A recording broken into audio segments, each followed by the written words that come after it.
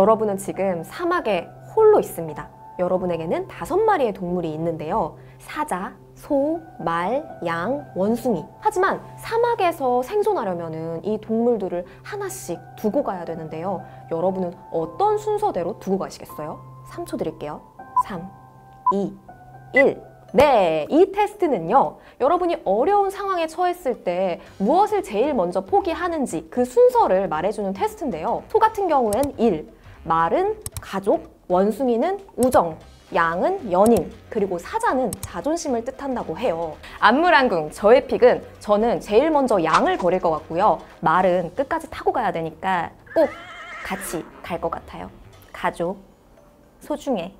고전적인 심리 테스트긴 하지만 해보니까 좀 재밌지 않으신가요? 요즘 정말 MBTI부터 시작해가지고 진짜 다양한 심리 테스트들이 진짜 많이 나오고 있는 것 같아요. 우리 듣동나 채팅에서 또 난리 났어. 지금 계속 하고 있어요, 저희끼리. 그런데 누가, 왜, 어떻게 만드는 건지, 그리고 심리 테스트를 하는 우리들의 심리는 뭔지, 심리학자들은 이 심리 테스트를 어떻게 보고 있는지 궁금하지 않으셨나요? 그래서 오늘 심리 테스트의 거의 모든 것 문화센터에서 알려드립니다. 잠깐. 근데 오늘 제가 주로 이야기할 심리 테스트는요, 학술적인 심리 검사라기보다는 우리가 요즘 하고 있는 이 대중적인 심리 테스트를 이야기한다는 점 참고해 주세요. 첫 번째, 여러분의 꽃은 뭐예요? 여러분과 어울리는 스낵은 뭔가요? 여러분의 MBTI는 뭔가요? 여기서 문제, MBTI를 만든 사람의 MBTI는 뭘까요? 바로 INFP입니다. MBTI 이제 모두들 다 외우고 있잖아요. 외향, 내향, 감각, 직관, 사고, 감정, 판단, 인식. 이 MBTI는요, 1900년대에 미국 가정주부였던 캐서린 브릭스와 딸 이자벨 마이어스가 만든 테스트라고 해요. 캐서린 브릭스는 중년 이후에 이 심리학자 카를 융의 그런 이론에 몰두를 해서 인간의 성격을 유형별로 분류하는 작업에 착수를 했다고 합니다. 각 유형별로 어울리는 직업이라든지 전공을 찾아주기 위한 목적이었죠. 딸인 이자벨 마이어스 역시 심리학자는 아니었고 추리소설 작가였다고 해요. 그런데 엄마의 작업물을 보고 이를 이어받아서 MBTI를 완성했다고 합니다. 이들의 이름을 따서 마이어스 브릭스 타입 인디케이터 해서 MBTI라고 한다고 하더라고요. 제가 심리학자분들한테 요즘 나오는 심리 테스트들 하고 계시냐고 여쭤봤거든요. 근데 다 해보셨대요. 또 심리학자도 즐기는 심리 테스트 왜 좋아하는 걸까? 보니까 저 같은 경우에는요, 가끔 그럴 때 있어요. 나는 도대체 어떤 사람이지? 나는 누구인가? 막 이런 걸 고민할 때가 있는데,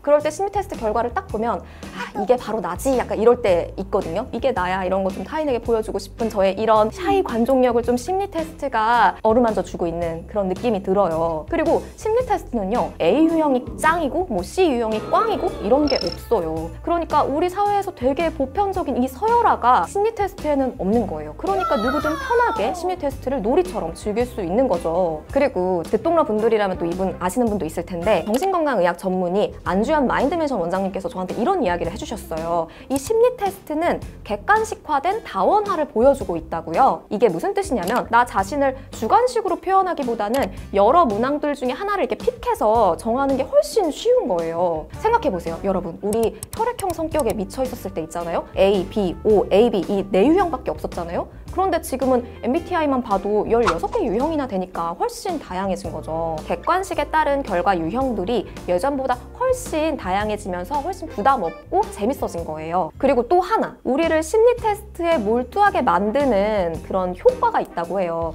이게 심리학 용어로 반엄 효과라고 하는데, 반엄은 사람 이름입니다. 되게 인간의 보편적인 성격이나 이런 심리를 건드렸는데 그게 마치 되게 내 것처럼 보이는 거예요. 이걸 바로 반엄 효과라고 해요. 예를 한번 들어볼까요? 한 번 화내면 되게 무섭다. 사람 만나는 걸 좋아하지만 가끔은 내 시간이 필요하다. 이거 누구나 그런 거 아닌가?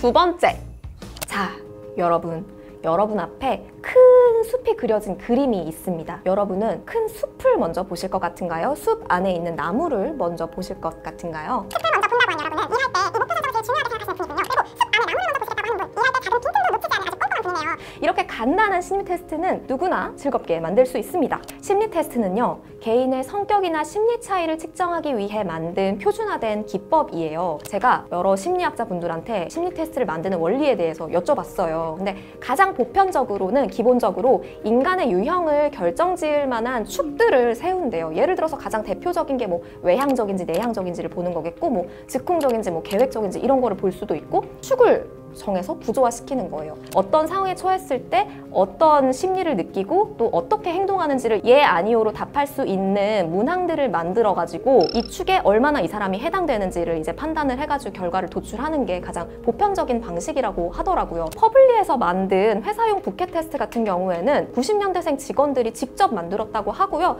그리고 스낵 심리 테스트를 만든 스낵팟 역시 전문가의 도움 없이 심리 테스트를 만들었다고 합니다. 아무튼 이틀만 잘 이용하면요, 누구든 놀이 수준의 심리 테스트를 쉽게 만들 수 있어요. 절대 모두가 그런 건 아니지만 뭐 말수가 적은 사람은 혼자 숙고하는 경향이 있다든지 아니면 좀 성격이 예민한 사람은 타인을 잘 이해하지만 그것 때문에 또 피로해지는 경향이 있다든지 이런 것들이요. 이렇게 좀 디테일한 것까지 신경 쓰시면은 제가 좀 이렇게 약간 이어 맞춘 것 같은 이 심리 테스트보다 훨씬 재밌는 심리 테스트들을 여러분도 만드실 수 있습니다.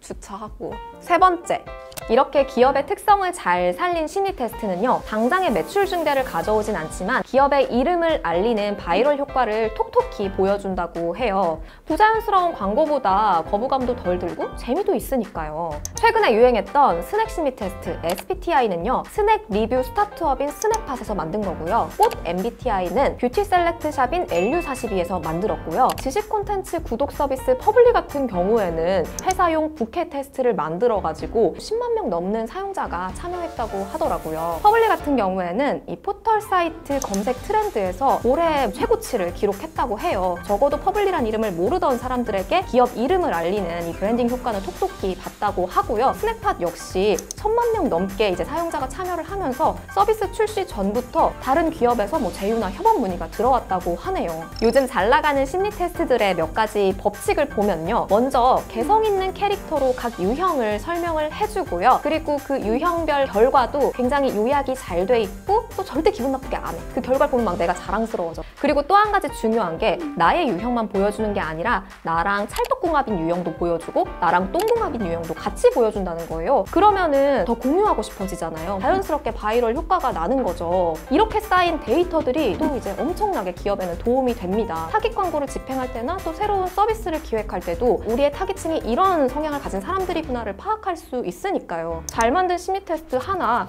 열 마케팅 안 부러운 거죠. 과거가 종교의 시대였다면 현대는 심리학의 시대다라는 말이 있더라고요. 나를 알고 남을 아는 게 사회생활의 핵심이기도 하고 우리 모두 조금씩은 각자에 대한 이 나르시시즘이 있잖아요. 이 획일화된 사회에서 나를 어떤 방식으로든 드러내고 싶어하는 이 마음을 심리 테스트가 어느 정도 어루만져주고 있는 게 아닌가 싶습니다. 근데 저는 사실은 심리 테스트 하다 보면은 살짝 조금 불편할 때도 있어요. 특히 MBTI. 사실 사람 성격을 이렇게 무자르게 자를 수 있는 게 아닌데 그 16가지 유형 중에서 내가 어느 하나에 딱 규정된다라는 게 살짝 존심이 상할 때가 있거든요. 예를 들어가지고 뭐 제가 무슨 행동을 했어요. 그럼 뭐 제 친구가 네가 그래서 인프피인 거야 뭐 이런 식으로 한다든지 난 되게 입체적인 사람인데 나를 되게 납작하게 눌러보는 것 같기도 하고 그래서 심리학자분들도 이런 이야기를 하시더라고요. MBTI든 심리 테스트든 나와 타인을 이해하는 여러 가지 수단 중에 하나 정도로 생각해주면 좋겠다고요. 한 사람은 사실 그때그때 상황에 따라 여러 가지 페르소나를 갖춘 굉장히 복합적인 존재잖아요. 저도 그렇고 여러분도 그렇고요. 약간 우리 이런 이해를 바탕에 깔고 요즘 나오는 심리 테스트들을 함께 좀 즐겨보면 어떨까 싶어요. 여러분들이 요즘 재밌게 하고 있는 심리 테스트들 혹시 있으시면 댓글로 많이 소개해주세요. 저도 같이 해보게요. 그럼 안녕! 여러분 행복한 크리스마스 보내세요. 좋은 연말 보내시고요. 안녕!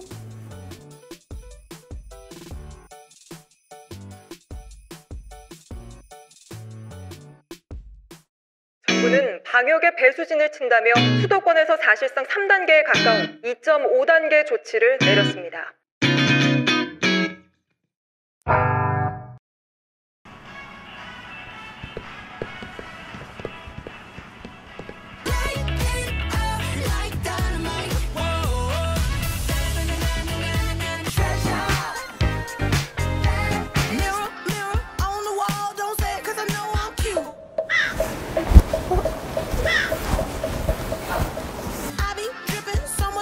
Got a bit looking like Grey Goo.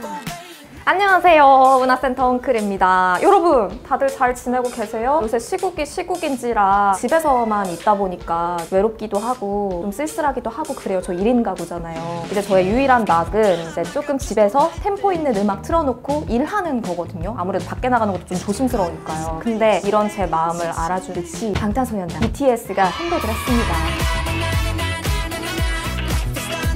다이너마이트! 제가 뭐 음악을 잘 아는 전문가는 아니지만 이 노래 좋다는 건 알겠어요. 누구나 들어도 어깨춤을 들썩이게 하는 가볍고 펑키한 음악이잖아요. 이 다이너마이트 무슨 장르일까요? 바로 디스코 팝인데요. 왜 지금 BTS는 환경 디스코 팝으로 돌아왔을까요? BTS 멤버들이 이런 이야기를 했대요. It's about confidence and having fun. Through Dynamite, we wanted to give people everywhere a message of hope. Like J-Hope. 이렇게 이야기를 했다고 하는데요. 근데 왜 그게 디스코여야 하지? 디스코 그거 좀 옛날 장르 아닌가? 그런데 여러분, 몇 년 전부터 이어져 온 뉴트로의 흥행 속에서 디스코는 꽤나 힙한 음악으로 자리 잡은 지 오래입니다. 당장 JYP 박진영 씨가 웬일 디스코라는 곡으로 돌아와서 선민이 씨와 함께 디스코 무대를 꾸미기도 하고 두아리파, 위켄드, 도자켓 이런 세계적인 뮤지션들이 디스코풍의 음악을 내놔서 차트를 채우고 있기도 하고요. 두아리파 올해 3월에 정규 2집 퓨처 노스텔지어로 돌아왔잖아요. 근데 이 퓨처 노스텔지어 앨범 안에 들어있는 노래들을 보면은 뭐 Don't Start Now라든지 Break My Heart 이런 노래들은 명백히 디스코의 리듬을 따르고 있는 노래들이거든요. 이 디스코가 상당히 좀 오래된 장르임에도 얼마나 세련되고 힙할 수 있는지를 보여주고 있는 것 같아요. 그리고 Oh, I'm blinded by the light. 나 노래 생각보다 되게 못한다. 이 노래 너무 신나잖아요. 도자켓의 Say So 같은 노래들도 제가 너무너무 좋아하는 리조의 Juice. 오바마 전 대통령도 2019년 올해의 음반 중 한 곡으로 이 노래를 꼽기도 했더라고요. 그리고 좀 더 시계를 돌려보면 다프트 펑크의 Get Lucky, 브루노 마스의 Treasure, 마돈나의 Like a Virgin, 마이클 잭슨까지 우리가 조금 힙하고 이거 좀 어디서 들어봤다 싶은 음악들은 다 디스코에 기반을 하고 있다라는 거. 여러분 다들 제가 지금까지 이야기한 노래 중에 한 곡 정도는 다 들어보셨잖아요. 그쵸? 근데 그거 아세요? 디스코가 70년대 한 시대를 풍미했던 문화였다는 거. 그리고 경기가 침체되고 사회 분위기가 침체될 때마다 디스코가 다시 돌아왔다고 하던데요. 왜 분위기가 다운되면 디스코는 다시 돌아오는 걸까요? 왜 디스코가 인기인 걸까요? 문화센터 홈클래스에서 디스코에 대한 거의 모든 것 알려드립니다. 화려한 미러불이 나를 비추네. 디스코 하면 바로 이 화려한 미러볼과 단순하고 반복적인 4분의 4박자 리듬이 특징인데요. 디스코에 쓰이는 뭐 드럼이라든지 베이스라든지 이 키보드 같은 이런 악기들도 타악기처럼 통통통통 튀는 듯한 느낌이 들어요. 그래서 자연스럽게 어깨춤을 추게 만드는 흥겨운 리듬이 바로 디스코의 특징이죠. 60년대 후반에 미국은요, 굉장히 경기가 호황이던 시기였어요. 근데 70년대에 들어서면서 상황이 반전이 됩니다. 75년에 미국이 베트남 전쟁에서 패하면서 예산 적자, 물가가 상승하고 실업률이 상승하고 경기가 침체되고 한마디로 이 스태그플레이션 현상에 빠진 것이죠. 이렇게 경기가 침체되고 젊은이들도 일자리를 구하기가 어려워지는데 이 상황에서 광란의 디스코 댄스 붐이 터집니다. 디스코를 추는 이 순간만큼은 현실의 실현에서 벗어나고 싶은 마음이 있었던 게 아닐까 싶어요. 그래서 디스코 노래들의 가사를 봐도요, 정치적인 이야기나 경제적인 뭐 이런 문제를 제기하는 가사는 일절 없어요. 우리 사랑하자, 지금이 봄날이야, 우리 이대로 충분해, 잘 해보자, 이런 가사들이 주를 이루거든요. 이 시기에 디스코 붐을 이끈 영화가 하나 있습니다. 바로 1977년 존 트라볼타의 토요일 밤의 열기죠. 주인공인 토니는 생활비를 벌기 위해 동네 페인트 가게에서 일을 합니다. 이런 토니에게 유일한 낙은요, 주말 저녁에 디스코텍에 가서 친구들과 함께 춤을 추는 것이었어요. 토니한테는 뭐 미래도 딱히 보이지 않고 뭐 꿈도 딱히 없었어요. 이때 중요한 대사가 하나 나오는데요. 페인트 가게 사장님이 너 그렇게 살면 안 돼, 돈도 모으고 이래야지 이랬을 때 토니가 딱 이런 얘기를 해요. Future. Build the future. The future. 이런 얘기를 하거든요. 이게 당시에 70년대 청년들의 상태를 좀 잘 대변해주는 대사가 아닌가? 라는 생각이 들어요. 아무튼 이 영화의 백미는요, 영화 중반에 존 트라볼타, 이 토니가 디스코텍에 나서서 동물을 추는 장면이 있거든요. 진짜 이런 것도 하고 난리가 나는데 이 영화 때문에 전 세계가 열광을 합니다. 그리고 이 영화의 사운드 트랙을 맡았던 비지스는 당대 디스코 시대 최고의 스타 뮤지션이 됩니다. 이 영화 개봉 이후에 뉴욕에서만 1000개 이상의 디스코텍이 개업 개업을 했다고 해요. 이때 당시에 굉장히 흥했던 뉴욕 맨해튼의 명소였던 디스코텍, 스튜디오 54 같은 경우에는요, 연간 수입이 거의 80만 달러? 그 당시에는 한 업소가 이렇게 큰 수입을 얻게 되는 건 좀 상상도 할 수 없는 금액이었다고 해요. 그러면서 가정의 텔레비전, 라디오, 상점에서도 디스코 음악이 쉴 새 없이 울려 퍼지게 됩니다. 디스코의 뿌리가 흑인 문화라는 사실 알고 계신가요? 구체적으로는 흑인 게이 커뮤니티에서 시작이 됐다고 해요. 백인 중심의 미국 사회에서 흑인들이 소외를 받고 이 차별을 당한 마음을 클럽에서 디스코를 추면서 해소를 했던 것이죠. 디스코를 출 때만큼은 누구도 차별받지 않고 소외받지 않고 이 무대의 주인공이 될 수 있다라는 현실에서 느낄 수 없는 평등의 감각을 느꼈다고 해요. 이 무대에서 누구든 그렇게 주인공이 될 수 있는 거죠. 이 시기 대표적인 가수들을 보면요, 핫스톱 도나 썸머를 꼽을 수 있습니다. 디스코 하면 도나 썸머, 디스코의 여왕, 아니 여왕이 아니 그냥 왕이죠. 도나 썸머의 초창기 노래 중에 정말 지금도 디스코의 거장이라고 불리는 조르지오 모로더랑 같이 만든 Love to Love You Baby라는 노래가 있는데요. 사실 뭐 좀 지금 들으면 살짝 불편하기도 한데 조금 선정적이에요. 이 노래는 3분짜리가 있고 17분짜리 풀 버전이 있거든요. 이 17분짜리 풀 버전은 도나 썸머의 앨범을 사야지만 들을 수 있었던 거예요. 그래서 대히트를 쳤다는 후문이 있고요. 그리고 지금도 레전드 싱어송라이터이자 프로듀서라고 불리는 이 나일 로저스가 이끈 그룹 시크가 있습니다. 시크 하면 잘 모르실 수도 있는데 The Freak, Good Times 이런 노래들은 다 한 번씩 들어보셨을 거예요. 이 시크는 70년대 후반 디스코의 전성기 시절에 최고 인기였던 밴드였어요. 시크의 Good Times 같은 노래는 당대의 현실과는 조금 괴리되는 가사가 특징인데요. 진짜 좋은 시절이야, 봄날이 왔어, 난 즐겁게 살고 싶어, 뭐 이런 가사거든요. 현실 도피적으로 느껴지기도 하지만 한편으로는 이 노래를 듣는 이 시간만큼은 이런 시련 잠깐 내려놓고 좀 더 우리 잘 같이 버텨보자, 뭐 이렇게 해석할 수도 있을 것 같아요. 그리고 애니타 워드의 링마벨, 세계에서 가장 역동적인 밴드라고 불리는 EWF, 이 그룹 같은 경우에도 뭐 September라든지 뭐 이런 노래들은 다 한 번씩 들어보셨을 것 같고요. 마이클 잭슨도 있었고, 유럽으로 건너가 보면은 써니 OST로 더 많이들 아실 것 같은데 보니엠의 써니, 아바, 김미 같은 노래들도 다 디스코가 기반이 된 노래들이었고요. 79년에 이 디스코 산업 시장의 규모가 약 50억 달러라고 하더라고요. 정말 엄청난 규모의 시장이었던 거죠. 그렇게 1970년대 중반부터 1970년대 후반까지 디스코는 가장 돈이 되는 사업으로 자리를 잡습니다.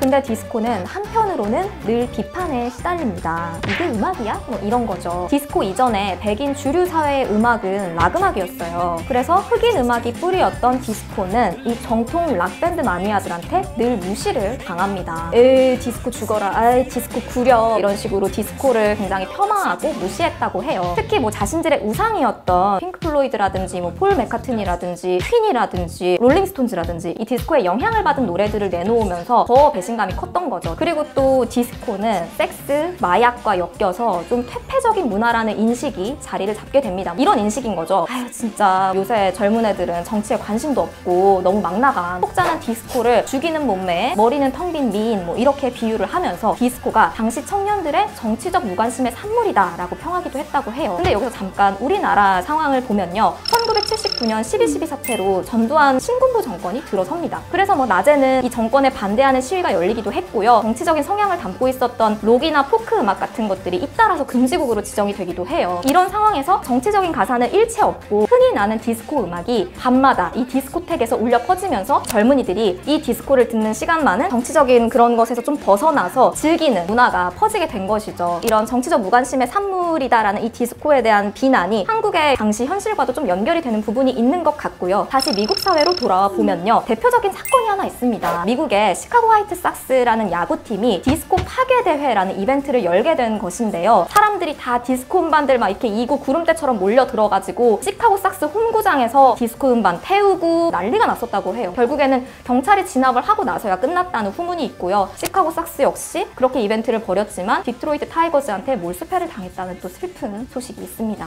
또 1980년대 들어서서 경기가 다시 부흥하기 시작하거든요. 레이건 정부가 들어서면서 좀 더 사회도 보수적인 분위기로 바뀌었고요. 그래서 자연스럽게 디스코 하면 흑인 게이들의 문화, 좀 퇴폐적인 문화, 이런 인식이 더 강해진 거고 디스코가 대중적으로 설 자리를 조금씩 잃어가게 된 것이죠.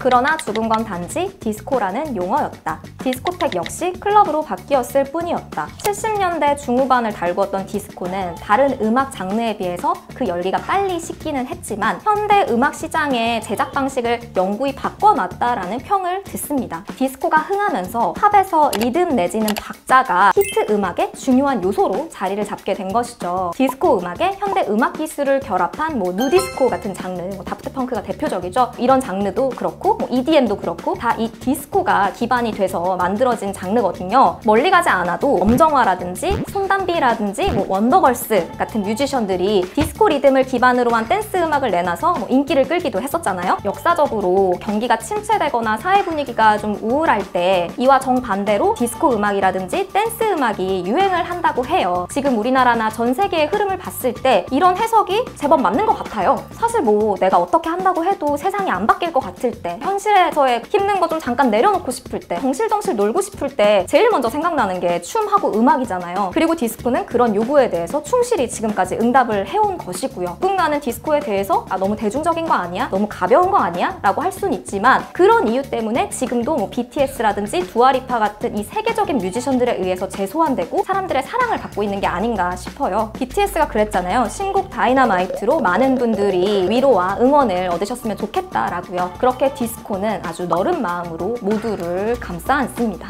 그게 누구든 말이죠.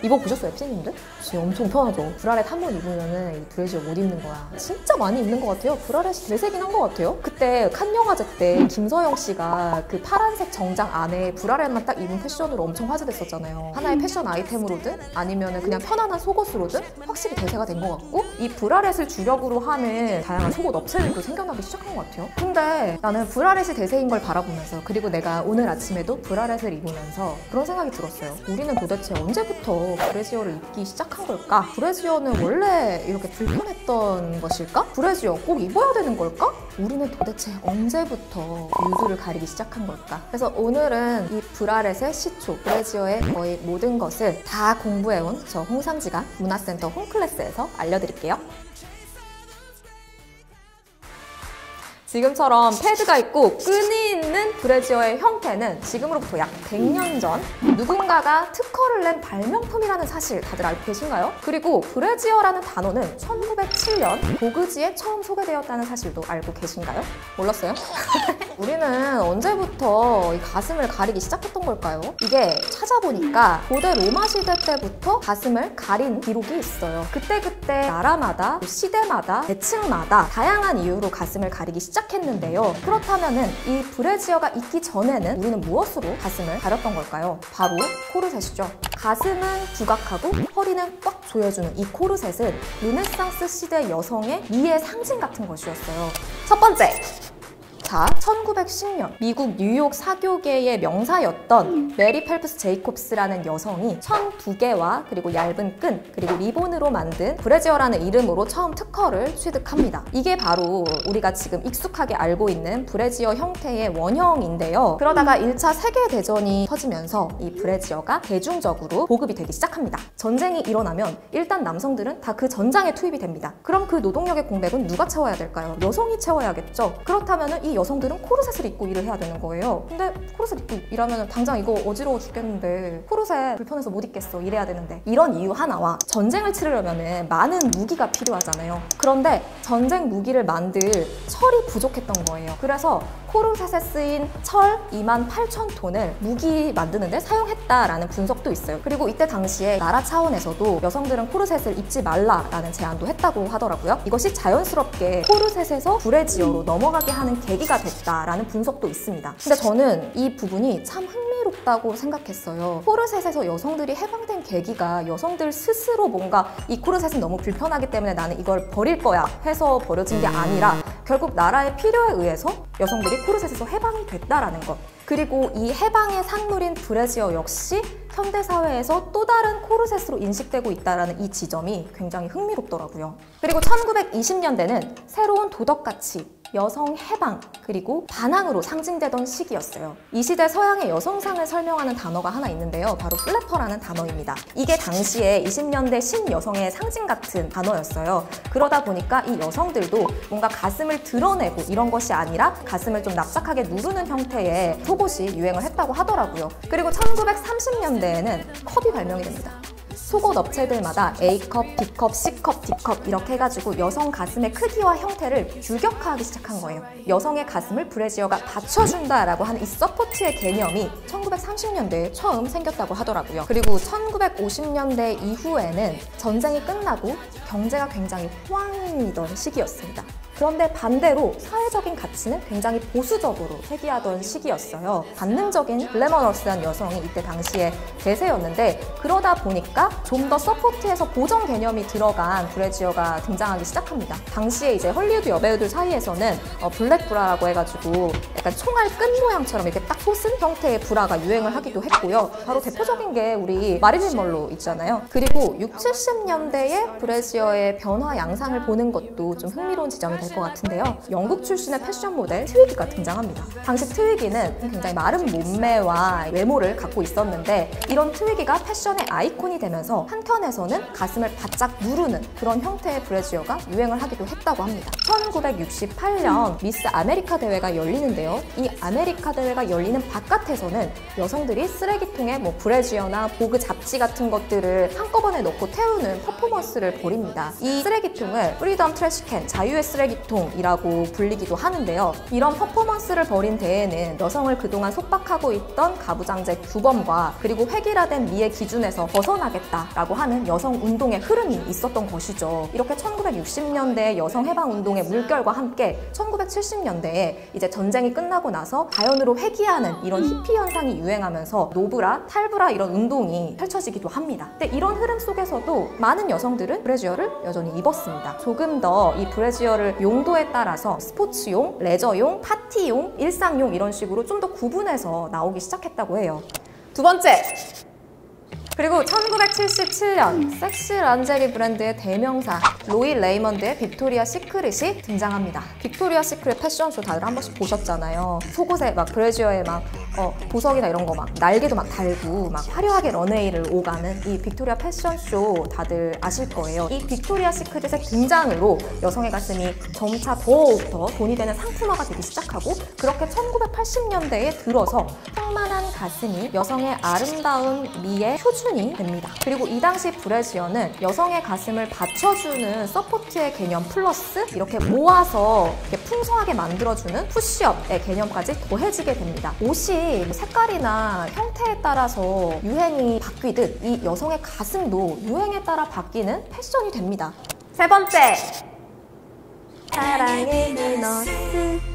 다들 아시죠? 이 비너스는 우리나라 최초의 속옷 브랜드입니다. 비너스가 1960년에 내세운 헤드카피가 이것이었어요. 당신의 멋과 품위는 국제 수준입니다. 우리 브래지어를 입으면 국제 수준의 여성이 될 수 있다라는 암시였던 것이죠. 더 거슬러 올라와서 조선시대에는 어땠을까? 조선의 수많은 유교걸들 역시 가슴을 가렸습니다. 가슴이 성적인 대상이라서? 아니요. 정숙한 여인의 몸가짐, 정숙한 양반의 몸가짐을 가지기 위해서 가슴을 가렸던 것입니다.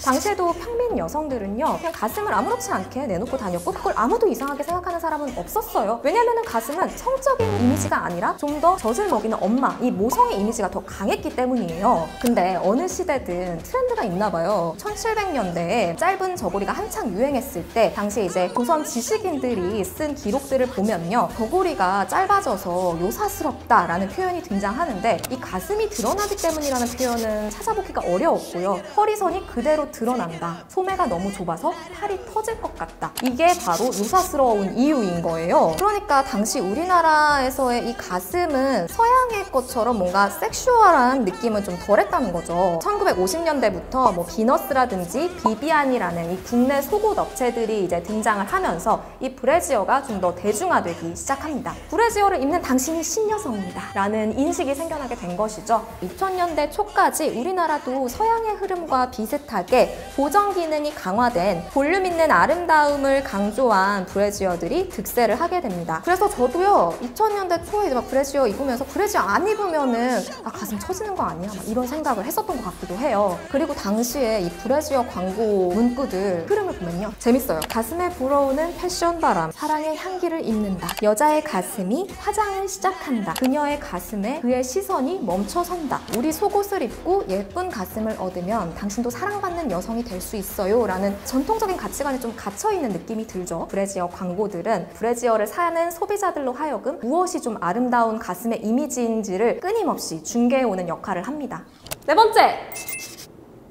편한 속옷이 유행이다. 아니 근데 이 말 좀 이상하지 않아요? 원래 속옷의 기능은 편해야 하는 거 아닌가? 근데 이 브래지어는 유난히 뭔가 이런 기능적인 측면에 맞춰서 변해왔다기보다는 사회가 정한 미의 기준에 따라서 바뀌어온 것 같아요. 그래서 나는 지금 편한 속옷이 유행이다, 편한 브래지어가 유행이다 라는 이 흐름 자체도 약간 좀 아이러니하다라는 생각은 들어요. 우리가 2010년대에 들어서서 뭐 미디어에서 말하는 아주 전형적인 아름다운 여성의 몸이 누구의 시선에 의해서 대상화되어 온 여성의 몸인지에 대한 문제의식들이 많이 생기기 시작했잖아요. 내가 뚱뚱하든 말랐든 상처가 있든 장애가 있든 나의 몸을 있는 그대로 받아들이고 긍정하는 바디 포지티브가 또 트렌드가 됐잖아요. 일례로 이런 바디 포지티브 흐름 속에서 미국의 속옷 브랜드 에어리 같은 경우에는요 모델들을 촬영할 때 포토샵을 일체 사용하지 않아서 화제가 되기도 했고 에어리 리얼 해시태그를 달고 있는 그대로의 아름다움을 전하는 그런 SNS 캠페인을 통해서 인지도를 높여가고 있고 실제로 매출도 많이 올랐다고 하더라고요. 그리고 세계적인 팝스타죠. 리안나가 2018년에 런칭한 세비지 팬티 같은 경우에는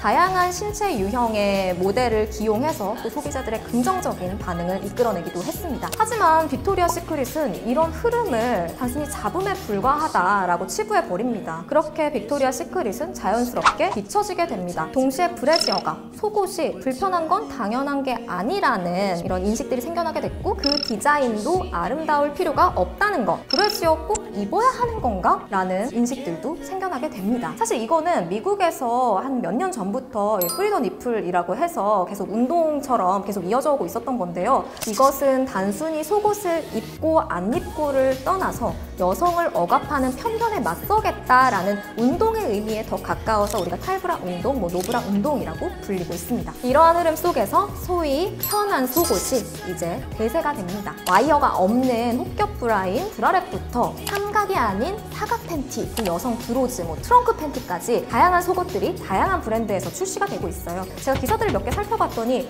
브라랩 판매량이 매년 꾸준히 늘고 있더라고요. 그리고 재밌는 게 제가 아까 8, 90년대 광고 문구들 소개해드렸잖아요. 근데 요새는 또 흐름이 바뀌었어요. 비너스 같은 경우에는 순간순간 나에게 맞춰지는 편안함, 비비안 같은 경우에는 It's my fit, 약간 이런 느낌으로 좀 더 편안한 착용감을 강조하면서 소비자들을 이끄는 광고 문구들이 이제 대세가 됐더라고요. 여성의 가슴은 참 뭐랄까 모성의 대상이면서도 이 성애의 대상이라는 특이점이 있는 것 같아요. 그리고 이 교차하는 특이점 속에서도 여성의 가슴은 사회가 강조하는 이 아름다움을 계속 강요받아왔던 것 같고요. 이 강요받아온 역사가 이 브래지어 100년의 역사가 아닌가라는 생각도 듭니다. 그리고 관련 산업은 그때그때 따라서 움직여왔고 그게 현재는 바디 포지티브에 맞춰서 브라랩 좀 더 편한 속옷으로 바뀌어가고 있는 것이고요. 그리고 저는 한편으로는 그런 생각이 들어요. 브래지어를 입고 안 입고 이런 다양한 논쟁들이 나오고 있는데 사실 그 이전에는 이런 논쟁을 할 기회조차 없었잖아요. 이런 논쟁을 할 수 있다는 것만으로도 어쨌든 우리가 조금 더 나은 방향을 찾아 나가고 있는 과정이 아닐까라는 생각이 듭니다. 각자의 몸에 더 편하고 좋은 것을 향해서 그게 브래지어가 됐든 브라렛이 됐든 또 아니든 그런 식으로 우리는 계속 나아가게 되지 않을까요? 여러분들의 생각은 어떠신지 궁금하네요.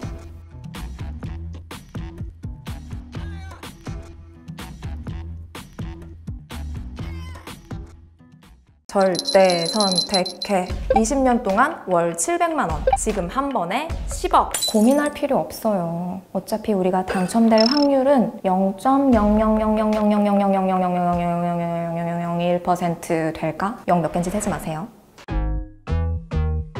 믿고 보는 문화 덕후 저 홍상지. 재미없으면 살 수 없는 제가 문화센터로 여러분의 삶을 더 풍요롭게 만들어 드릴게요. 저만 믿고 따라오세요.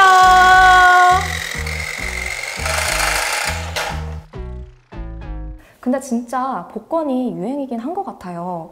누구나 가슴 한 구석에 로또 하나쯤 품고 살잖아요. 진짜 그냥 바로 긁으면 결과 나오는 즉석 복권부터 복권계 스테디셀러 로또, 그리고 얼마 전에 20년간 월 500만 원에서 20년간 월 700만 원으로 오른 연금 복권까지 종류도 진짜 다양하고, 아 진짜 한 번만 당첨되면 소원이 없겠다, 약간 이런 마음이잖아요. 근데 또 해외 복권 당첨금을 보면은 입이 아주 떡 벌어집니다. 미국 파워볼 같은 경우에는요, 막 2018년에 1등 당첨액이 거의 막 7천억 원? 유럽의 유로밀리언 복권 같은 경우에는 당첨금액이 뭐 2천억 원, 뭐 3천억 원, 뭐 이렇게 된다고 하니까 와, 이거 당첨되면은 어디다 먼저 써야 돼요?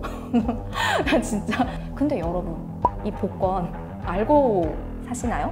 복권의 유구한 역사, 복권의 굴러가는 원동력 뭘까요? 복권 사기 전에 우리 알고나 사보자고요. 챕터 1. Do you know 카사노바? 여러분, 카사노바 다들 아시죠? 이 카사노바가 실존 인물이라는 것도 아시죠? 카사노바 하면은 뭐가 떠오르세요? 바람둥이. 바람둥이의 대명사가 바로 이 카사노바잖아요. 근데 카사노바가 프랑스 복권 제도의 책임자였다는 사실도 다들 알고 계시는가요? 몰랐죠? 이 카사노바는 원래 이탈리아 태생의 이제 문학자로 많이 알려져 있는데, 카사노바는 굉장히 이제 능력자였어요. 정말 달변가였고, 뭐 문화적으로도 굉장히 지식이 높은 사람이었는데, 유일한 한계가 바로 평민 출신이었다라는 것이었어요. 하지만 그 특유의 사교력으로 조금씩 그 사교계를 장악해 나가는 그런 인물이었는데, 그러던 어느 날 이 사교력으로 귀족들을 한 명씩 구워 삼다가 드디어 프랑스에 루이 15세를 아련할 기회가 생긴 거예요. 당시 루이 15세가 고민이 있었어요. 재정이 너무 불안한 거야. 지금 재정이 바닥이 났는데 막 해야 될 것들은 너무 많고. 그래서 카사노바가 루이 15세한테 복권 사업을 제안을 합니다. 우리 복권 한번 팔아보자고요. 루이 15세가 이 말을 듣고 그래, 우리 한번 해보자 라고 해서 복권 사업을 카사노바 책임자로 앉히고 시작을 했는데, 이게 대박이 납니다. 처음부터 200만 프랑 매출을 올렸고요. 60만 프랑의 순이익을 올렸다고 해요. 근데 이 프랑의 가치를 잘 모르실 것 같은데, 이 비슷한 시기에 나왔던 그 소설 레미제라블을 보면요, 장발장이 한 12시간 이렇게 하루 종일 일을 해서 번 돈이 1프랑 정도였다고 해요. 최저시급으로 8,000원 정도였다고 하면은 8,000원 곱하기 12 하면 얼마야? 한 96,000원 되려나? 그러면 1프랑이 96,000원이라는 얘기잖아? 그러면은 60만 프랑이면은 뭐 거의 뭐 수백억, 뭐 수천억 요 정도 아닌가? 한번 계산해 보세요. 저는 수학에 약해서요. 근데 아무튼 어마어마한 금액의 수익을 올렸다는 거. 그래서 카사노바가 그 후로도 이제 승승장구할 수 있었던 가장 결정적인 계기가 바로 이 복권이었다라는 사실. 그래서 이 카사노바와 루이 15세처럼 나라에서 뭔가 재정이 되게 불안정할 때, 공공재원이 부족할 때 가장 쉽게, 손쉽게 이용할 수 있는 제도가 바로 이 복권 제도였어요. 그래서 복권의 역사를 막 거슬러 올라가면요, 막 고대 이집트 시대부터 뭐 복권이 있었다라는 얘기가 있어요. 공공재원으로 쓰였다라는 게 역사적으로 남은 기록들을 찾아보면은 이 진나라 때 만리장성 축조했잖아요. 이 만리장성을 세우는데 복권 기금이 이용됐다고 해요. 고대 로마 제국의 아우구스투스는 연회를 열어서 복권이나 경품 추첨 같은 행사를 열어서 공공재원을 마련해서 그걸로 뭐 길도 다시 닦고 뭐 건물도 새로 세우고 그렇게 나라를 정비해서 로마 제국을 이끌 수 있었다고 하더라고요.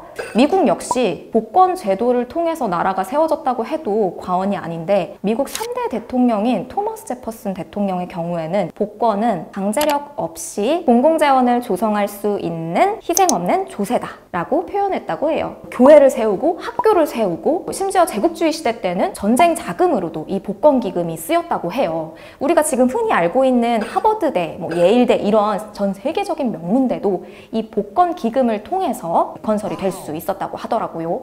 나라에서 왜 이 복권을 이용할 수밖에 없었을까? 이때까지만 해도 은행이 없었어요. 그러니까 금융기관이 없었던 거예요. 1800년대 이후에 복권이 점점 이제 쇠퇴하기 시작하거든요. 그 이유가 뭐냐면은 1800년대 이후부터 금융기관들이 엄청나게 이제 생겨나기 시작해요. 그러면서 뭐 예를 들어서 부동산 대출이라든지 융자 뭐 이런 제도들이 활발하게 있으면서 나라 입장에서는 더 이상 복권 말고도 자금을 조달할 수 있는 방법들이 늘어나게 된 거예요. 그런데 1960년대 이후 이후부터 경기가 침체되기 시작합니다. 그러면서 자연스럽게 나라에서 돈이 필요하게 되겠죠.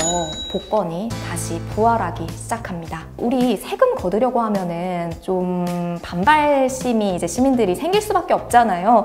예전에 20% 걷던 거 지금 30% 걷는다 그러면은 시민들 입장에서는 솔직히 싫잖아요. 그렇기 때문에 이 조세에 대한 저항이 생긴다라고 표현을 하거든요. 이런 거를. 근데 복권은 이런 저항 없이 손쉽게 공공재원을 마련할 수 있는 수단이었다는 거죠. 그렇게 되면서 저항 없이 손쉽게 공공재원을 마련하려는 나라의 욕구와 그리고 부자로 태어나지 않는 이상 부자가 될 수 없을 것 같은 이 시대에서 일확천금 한번 노려보자 라는 이 시민들의 욕구가 합쳐지면서 이 복권 제도는 지금까지 쭉 잘 굴러가게 된 것이죠. 그래서 복권은 고통 없는 세금이라고 불리기도 합니다.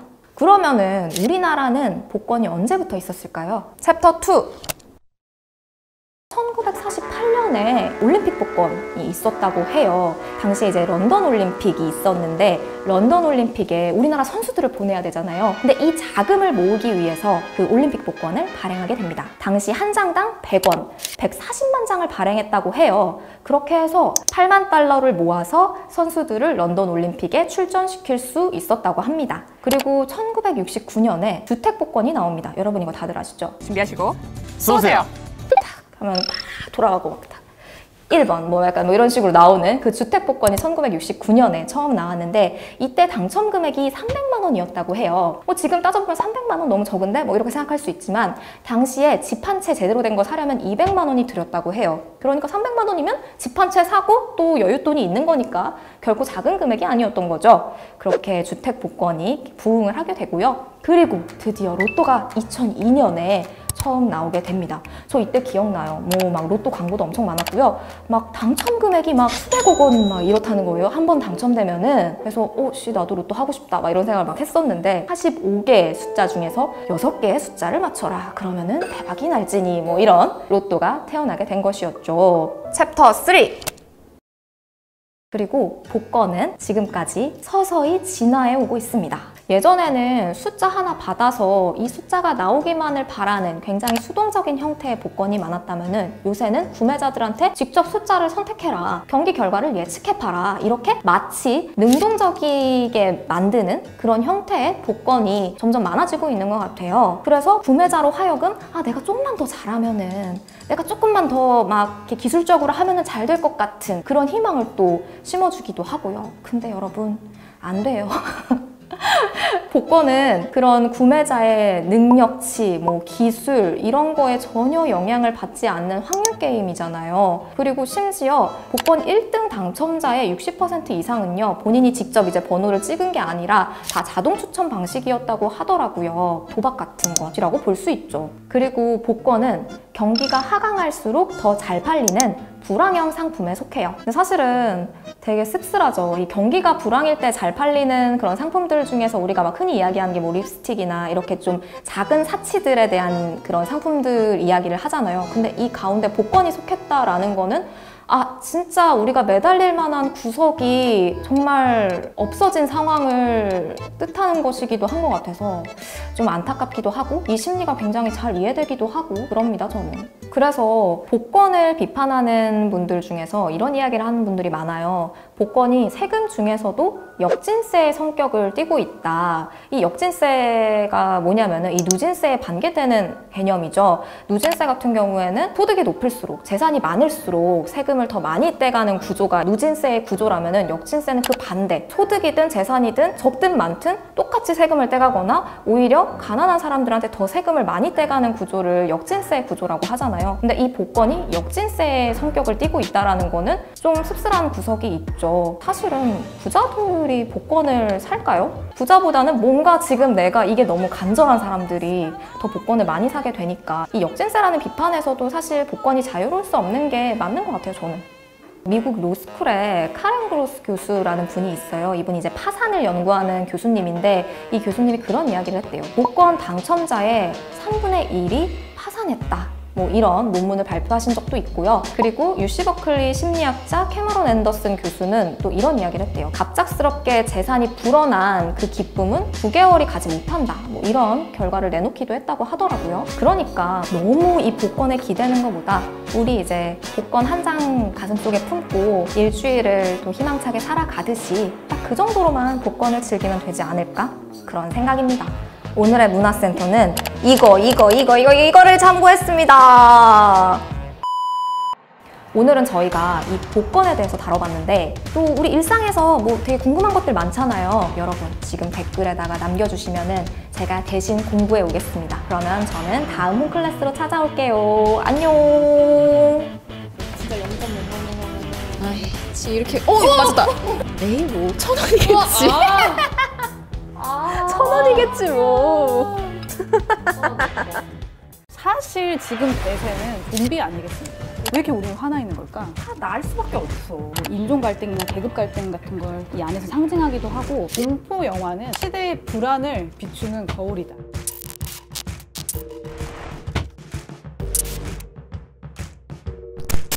그러니까 한국 영화뿐만 아니라 지금 전 세계적으로 좀비물이 대세예요.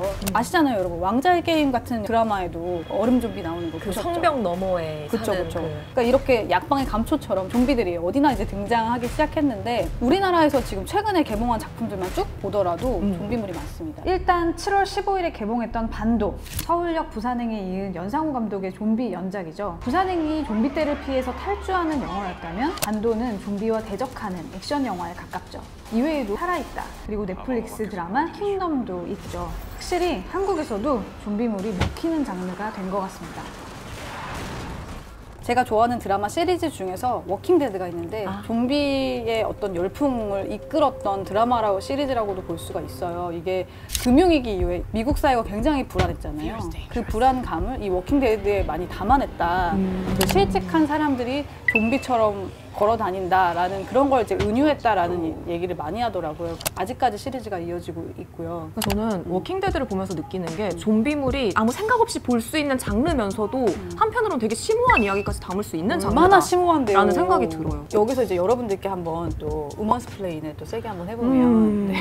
제가 이 책을 참고했는데요. 좀비 사전. 이제 시체가 살아나가지고 사람들을 물어뜯긴 사람들은 다시 또 좀비가 되는 어떤 이런 그 좀비의 특징 있잖아요. 네. 이게 언제 영화 속에서 캐릭터로 정착이 됐냐면은 좀비의 아버지라고 불릴 수 있는 조지 A 로메로 감독의 3부작이 있습니다. 일단 1편 1968년에 나온 살아있는 시체들의 밤, 그 다음에 나왔던 시체들의 새벽, 그리고 시체들의 낮까지 이 시체 3부작이라고 불리우는 이 작품에서 좀비의 원형이라고 할 수 있는 여러 성격들이 규정이 됐는데요. 조지 로메로 감독이 만든 이 좀비는 여러 가지 사회 비판적인 어떤 성격을 갖고 있어요. 인종 갈등이나 계급 갈등 같은 걸 이 안에서 상징하기도 하고, 또 시체들의 새벽이라는 작품을 보면 거기서 좀비들이 막 쇼핑센터로 몰려가거든요. 이거는 소비 만능주의, 물질 만능주의에 빠진 어떤 인간들이 비판하기도 하는 것이거든요. 그리고 정부나 체제의 어떤 선전이나 선동, 광고 같은 것에 아무런 비판의식 없이 뭔가 이용당하고 흔들리는 어떤 인간을 좀비로 또 표현하기도 했습니다. 조지 로메로의 좀비는 현대인의 초상으로 그려냈다라고 볼 수 있죠. 근데 이제 한국에는 또 K-좀비가 있잖아요. 그렇죠. K-좀비는 또 어떤 특징이 있어요? 저는 이게 참 재밌는 게 나라마다 좀비 영화들이 다 있는데 그 국민성이 그대로 그 좀비의 발현이 돼요. 그래서 뭐 예를 들어서 호주 좀비 영화 같은 경우에는 좀비들이 좀 느긋하고 천천히 다니고 가면도 천천히 되고 뭐 이렇게 되거든요. 근데 이제 한국은 아시다시피 빨리빨리 문화 아시죠? 빨리빨리 문화 아시잖아요. 그래서 좀비들이 엄청 빨리 달려요. 그리고 엄청 화나 있죠. 부들부들. 왜 이렇게 우리는 화나 있는 걸까? 날 수밖에 없어. 그냥 세상이 그런 거죠. 세상이 이 모양 이 꼴인데. 네. 그리고 이제 킹덤 같은 작품 보면은 되게 배고픈 그 헝그리한 그게 이제 그 좀비들의 특징이잖아요. 네. 먹어도 배고파. 그러니까 아무튼 K-좀비의 특징은 좀 씁쓸하게도 빨리 달리고 분노하고 배고파한다. 그러니까 아까 좀비의 창시자라고 말씀드렸던 조지 로메로 감독의 좀비들은 굉장히 천천히 흐느적 걷고 감정이랄 게 없는, 그래서 달리는 좀비들을 보면 아 저건 진짜 좀비가 아니다라고 이야기를 하시기도 했어요.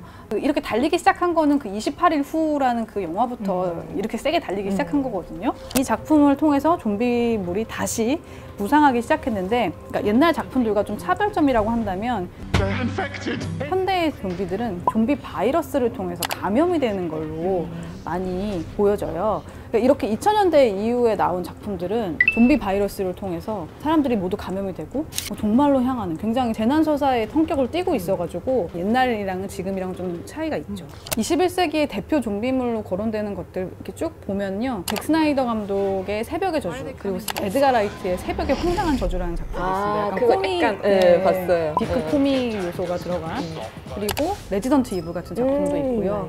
뭐 아리씨라든가 좀비랜드, 월드워지 있고, 외신에 뭐 21세기 대표 좀비물 해가지고 리스트 쭉 돼 있으면 부산행이 꼭 들어가요. 그리고 니콜라스 홀트가 주연한 원 바디스라는 영화 있거든요. 이 영화는 좀 흥미로운 게 좀비가 점점 감정을 갖게 되고 나중에는 사랑까지 하게 되는 로맨스 멜로 형태를 띠고 있거든요. 이 작품이 이제 좀비가 이렇게 진화한다라는 측면에서 평론가들도 되게 중요한 작품으로 많이 보더라고요. 21세기에 들어와가지고 좀비는 단순히 뭔가 세뇌된 인간 이런 걸 상징한다기보다는 이것을 넘어서서 뭔가 새로운 인류, 신인종에 대한 메타포로도 사용되기도 하는 것 같아요. 최근에 어떤 영화 새로운 트렌드를 알 수 있으려면 사실 이제 영화제를 찾아가면 되는데 부천국제 판타스틱 영화제, 이 영화제에서 공포나 스릴러나 판타지 영화들을 보여주는데 여기에 지금 올해의 트렌드로 디스토피아적 미래와 전염에 대한 이야기, 재난 영화 이런 것들이 지금 트렌드라고 하더라고요. 확실히 재난, 바이러스에 대한 공포가 그대로 이 좀비 영화에도 반영이 되고 있고 다른 영화의 트렌드에도 반영이 되고 있네요. 경제 위기, 혹은 정치 위기, 환경 위기, 이런 위기 속에서 우리들이 모두 다 불안해하고 또 두려워하고 미래를 알 수 없어하는 이런 마음들이 좀비물에 그대로 담겨 있기 때문이라고 생각하고요. 그래서 지금 대세 중에 대세가 되지 않았나 싶습니다. 그래서 제가 좀비물을 좋아하는 이유를 말씀드리면은 일단 이 추격전을 엄청 좋아합니다. 그 월드워 Z 보셨죠? 봤습니다. 거기 보면은 좀비들이 막 완전 떼거지로 몰려와가지고 그 절벽을 같이 이렇게 넘어서는 그런 장면이 얼마나 재밌습니까? 재밌고 되게 철학적이기도 하거든요. 좀비물이라는 게 인간이란 과연 무엇인가라는 질문을 던지게 하거든요. 인간성이란 무엇인가? 그쵸. 좀비와 얼마나 다르면 얼마나 다른가? 이런 질문도 하죠. 거의 다를 게 없는 것 같기도 해요. 요즘 같은 좀비보다 더 무섭기도 하잖아요. 그쵸. 어떤 좀비물에서는 인간이. 그러니까 결국 무엇이 인간을 인간답게 하는가에 대한 고민을 계속 하게 만드는 것 같고요. 그리고 좀비물은 결국에는 희망을 얘기를 하고 있어요. 그러니까 그 월드워 Z 영화 보면 마지막에 결국 그 치료제를 개발을 하잖아요. 최악의 상황으로 흘러가긴 하지만 그럼에도 우리에게는 내일이 있고 미래가 있다라는 메시지를 좀비물에서 다 주고 있지 않나. 그러니까. 끝까지 정신 차려야겠네요. 좀비들 생각하지 말고. 희망이 있으니까. 네? 어떻게든 살아남아야겠다는 생각이 드네요. 생각이 바뀌었어요. 원래 좀비 영화 속에 내가 등장인물이 되면 난 좀비가 되고 싶었는데 그치. 살아남아야겠다. 맞아. 21세기에 나온 작품들 중에서 좀 볼만한 것들 추천을 해드릴게요. 첫 번째 작품은 멜라니, 인류의 마지막 희망인 소녀. 좀비 영화긴 좀비 영화인데 좀 괴상한 어떤 상상력들이 섞여 있는 들어가는 작품이에요. 환경과도 좀 연결이 돼 있어요. 멜라니라는 흑인 소녀가 주인공인데 얘가 이제 그런 존재인 거예요. 그러니까 좀비인데 인간이랑 약간 반씩 섞여 있는 거예요. 그러니까 사고도 할 수 있고 감정도 갖고 있는데 이렇게 있다가 갑자기 이렇게 손을 이렇게 대면은 갑자기 좀비처럼 식욕이 생겨가지고 맥어버리는 이 멜라니를 둘러싼 여러 갈등들을 보여주고 있는 작품이거든요.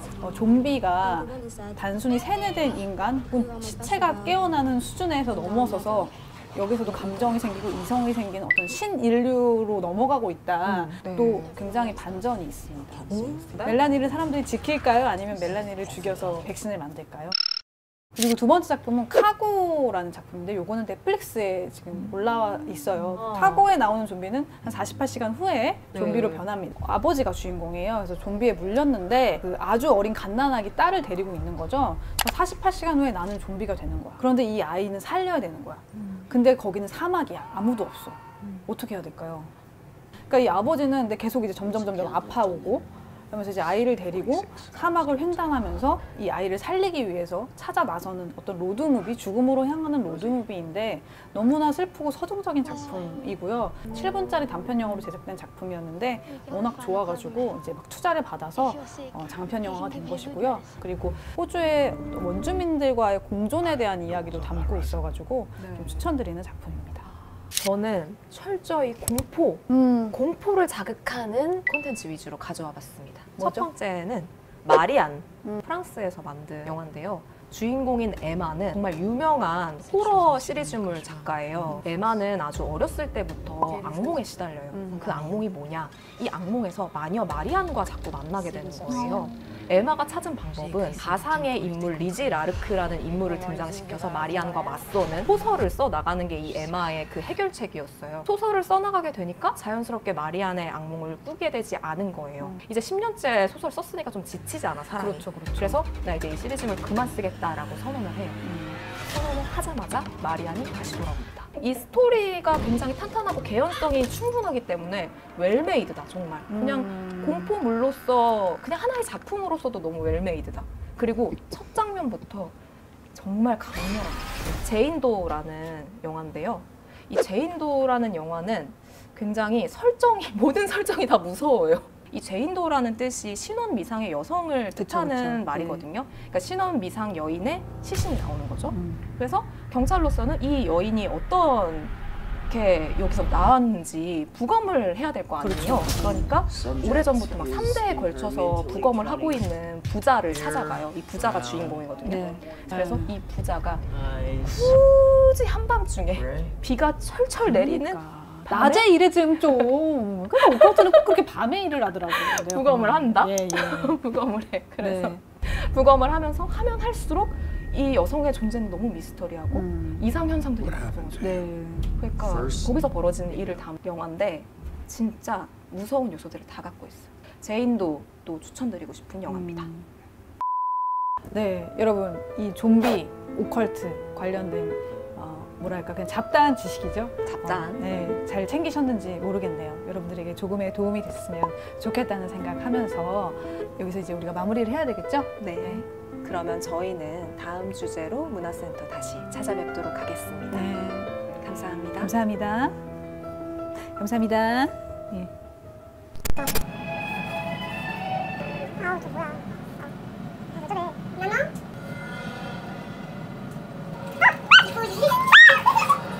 아씨. 이게 첫 장면이에요. 제가 말씀드린 그냥 소소한데?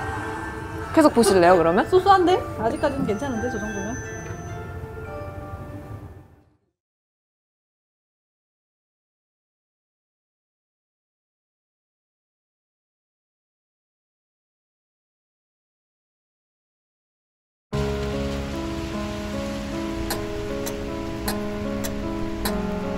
돈 주고 공포 영화 왜 보냐고?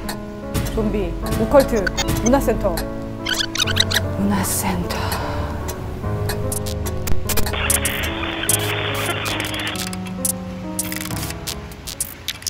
공포 영화 돈 주고 왜 보냐고? 개쩌니까 기분이 좋거든요. 지금 또 여름이기도 하고 저희가 또 좀비, 오컬트 많이 아니겠습니까? 그래서 오늘 여러분께 공포영화 좀 소개해드리려고 하는데 그쵸? 오늘 이 영상을 보신 분들은 공포영화에 대한 몰랐던 이야기, 공포영화를 봐야 하는 이유, 듣동라의 추천작까지 만나보실 수 있습니다. 공포영화 무시하는 분들 계신데요. 공포영화야말로 아이디어의 천국입니다. 조금이라도 클리셰를 들켜버리면 재미가 확 떨어지게 되죠. 그러니까 사람은 모르게 이렇게 깜짝 놀래켜야 된단 말이에요. 클리셰가 없는 작품일수록 공포영화가 성공할 가능성이 높은데 저 이제 김효은 문화센터장으로서 여러분께 드리고 싶은 말씀은 공포영화는 시대의 불안을 비추는 거울이다. 맞아요. 그 시대에 가장 사람들이 공포스러워하는 게 무엇인가를 알고 싶으면 공포영화를 보면 딱 나와요. 그 트렌드가. 예를 들어서 어떤 영화 있었죠? 예를 들어서 98년에 영화가 됐던 여고괴담 같은 작품 기억나세요? 90년대 당시는 그러니까 수능이 시작됐던 세대이고 학업 스트레스, 시험 스트레스가 굉장히 극도로 그 전반에 사회 전반에 퍼져 있었던 그런 시대였고 그런 공포들이 이 여고괴담 안에 잘 녹아나 있었다라고 생각이 들고 최근에 나왔던 작품들 중에서 도어락이나 숨바꼭질 같은 영화를 보면 특히 2013년에 나온 숨바꼭질도 치솟는 집값과 현대인의 공포를 그런 걸 그 영화에서 아주 잘 보여주고 있어서 그 시대의 사람들이 지금 불안해하는 것, 무서워하는 것, 두려워하는 것들이 공포 영화에 아주 트렌드로 잘 보여진다. 그러니까 지금 전 지구적으로 코로나19부터 시작해서 많은 전염병들이 우리 인류를 위협하고 있고 뭐 기후위기부터 시작해서 그런 좀 종말론적인 분위기 같은 게 이 좀비물에는 너무나 잘 보여지고 있어서 지금 좀비물이 다시 부흥하고 화제가 되는 것 같아요. 우리가 평소에 이제 생활하면서 뭐 불안이나 이런 걸 느꼈을 때 마음속에 잔여 긴장이라는 게 쌓이는데 이 잔여 긴장을 해소하기 위해서는 더 큰 공포감을 주면 된다는 거예요. 그게 바로 공포 영화를 통해서 해소가 가능하다는 거죠. 이게 이제 공포 영화를 보면 우리 신체적으로도 막 단순히 심리적인 부분만 있는 게 아니다. 그래서 공포 영화가 좋거든요. 그러니까 즉 공포 영화는 시원함과 속 시원함까지 함께 주는 셈이죠. 세상에 오컬트 매니아들이 얼마나 많은지 알고 계십니까, 여러분? 모르겠는데요? 과학적으로 설명할 수 없는 초자연적인 현상 자체를 오컬트라고 이야기를 하거든요. 그리고 오컬트 무비라고 한다면 이런 초자연적인 현상을 다룬 영화가 되겠죠? 오컬트 무비에서는 주로 그러면 어떤 걸 다루느냐? 서양으로 따지면 악마, 우리나라로 따지면 원혼, 귀신? 제가 오컬트 무비를 좋아하는 이유는 일단 무서워서예요. 너무 싫어. 공포 영화 무서워서 봐야 되는 거 아니야? 공포 영화도 무서워서 보긴 봐야 되는데 너무 무서우면 안 되는데 내가 아까 얘기했잖아. 오줌 지린다고. 밤에 꿈에 나오고 심리적 타격이 너무 크고 정신적으로 아파. 이게 마치 어떤 느낌이냐면은 안전바가 되게 튼튼한 롤러코스터를 탄 느낌이랄까? 그 아드레날린 아까 얘기했던? 그리고 또 오컬트 무비의 되게 매력이 뭐냐면은 되게 현실적인 장소에서 펼쳐지는 판타지 같은 면이 있어요. 네. 그래서 뭔가 일어날 법한 일이긴 한데 근데 뭔가 또 그런 약간의 그 기괴한 판타지적인 요소가 굉장히 매력적이다. 뻥인 거 아니에요? 그냥? 뭐 이런 말도 이런 뭐 아니. 오컬트 전국에 여기 전 세계 오컬트 매니아님 분노하십시오. 그리고 오컬트는 또 나라마다 그 다른 그 문화를 보는 또 재미가 있어요. 뭐 예를 들어가지고 미국 오컬트 영화의 주요 배경은 대주택인 경우가 많아요. 지하실 아니면 다락방이 등장하고 둘 중 어느 한 곳에서 꼭 귀신 나타난다? 아니 그러니까 내가 이해를 못 하겠는 게 4인 가족이면 적당한 집에 살아야지. 아니 왜 이렇게 큰 집에 살아? 무섭게. 아니 그렇잖아요. 그리고 또 한국 오컬트 무비를 보면 주요 배경이 학교, 아까 여고괴담 얘기했죠? 학교, 뭐 군대, 아니면 뭐 아파트, 엘리베이터, 집단 시설에 있는 그리고 굿 엑소시즘 이렇게 나뉘는 것처럼 여기서 뭔가 나라마다 조금씩 다른 그 오컬트 무비의 그 정수를 만나는 그런 매력을 또 찾아볼 수가 있는 것이죠. 그러니까 네. 오컬트 무비의 시작이 어딘가. 언제 엑소시스트 아니에요? 아니야. 아니야? 1968년에 악마의 씨라는 영화가 오컬트 무비의 거의 첫 시작이라고 많이들 이야기를 해요. 지금 한참 도피 중인 감독 로만 폴란스키 감독이 만든 영화가 오컬트 무비의 첫 무비인데요.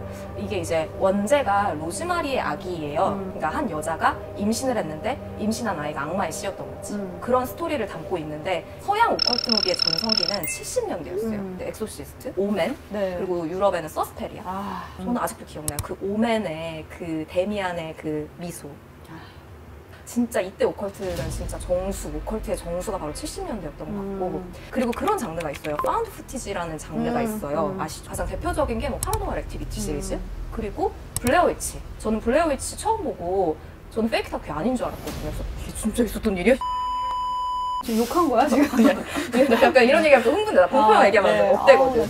최근에 곤지암 있었잖아요. 곤지암 영화랑 되게 유사한 그 서양의 또 영화가 있어요. 그레이브 인카운터라고. 그리고 요즘에는 오컬트 장르에도 유니버스가 있습니다. 마블 DC만 있냐? 아니 오컬트도 있어. 바로 컨저링 유니버스입니다. 제임스 완 감독의 컨저링 유니버스. 그거 좀 한물 간 거 아니에요? 아니야. 컨저링 너 반말했네. 또 컨저링 그리고 애나벨 시리즈 그리고 더넌까지 이르는 이 넓은 유니버스. 한번 빠져보시면 너무 좋아요. 워렌 부부의 그런 사건 파일을 컨저링이 쫓는다면 이 워렌 부부 집 한켠에 되게 미스테리한 물건들이 가득한 그런 방이 있는데 거기에 악명 들린 인형이 있어요. 그 인형이 바로 애나벨인데 이 애나벨이 어떻게 탄생했나? 에나벨에도 사연이 다 있거든요. 이게 에나벨 시리즈로 나오고요. 네. 그리고 컨저링에서 등장하는 주요 악령 중에 발락이 있어요. 이 발락의 기원을 다룬 작품이 또 더 넌입니다. 네. 이렇게 컨저링 유니버스가 여전히 명맥을 이어가고 있고, 사실은 이 컨저링 유니버스의 모든 영화가 약간 추천할 만한 영화는 솔직히 아니긴 해요. 이 오컬트의 유니버스가 있다라는 것만으로도 오컬트 팬들한테는 엄청난 소중한 공간이다, 이 유니버스가. 그런 생각이 들고, 곧 컨저링 3가 개봉한다고 해서. 그리고 요즘 제일 주목받는 감독이 있어요. 바로 아리 에스터 감독. 제가 최근에 정말 제일 재밌게 본, 정말 이건 진짜 대박이다 라고 생각하면서 본 오컬트 무비가 진짜 유전이었거든요. 저도 인정. 유전은 진짜 재밌어요. 맞아요. 완전. 네. 저는 만약에 오컬트 무비나 한 번도 안 봤다, 하나만 추천해줘 라고 하면 무조건 유전 보라고 하고 싶어요. 하지만 지린다. 주인공 애니의 어머니가 돌아가시면서 이 애니의 가족한테 벌어지는 좀 무시무시한 일화를 담은 영화인데, 기괴하면서도 그 긴장을 놓을 수 없는 그 분위기를 아리 에스터 감독이 진짜 잘 만드는 것 같아요. 뭐 최근에 미드소마도 약간 호불호가 갈리긴 하지만 그런 밝은 분위기에서의 또 공포를 만들어내는 그 능력이 정말 탁월한 게 아리 에스터 감독이 아닌가라는 생각이 들어요. 아리 에스터 감독은 실제로 한국 영화도 굉장히 좋아한다고 하더라고요.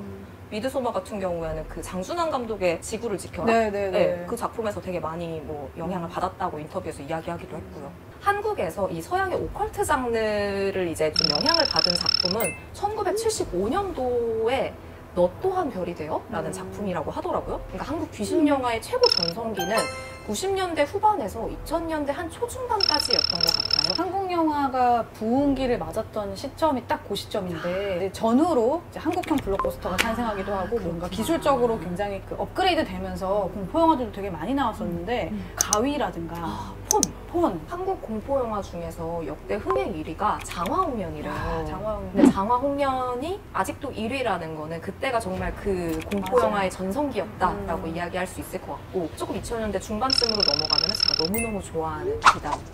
기단. 네. 화면 자체가 굉장히 아름다워요. 그리고 슬퍼요.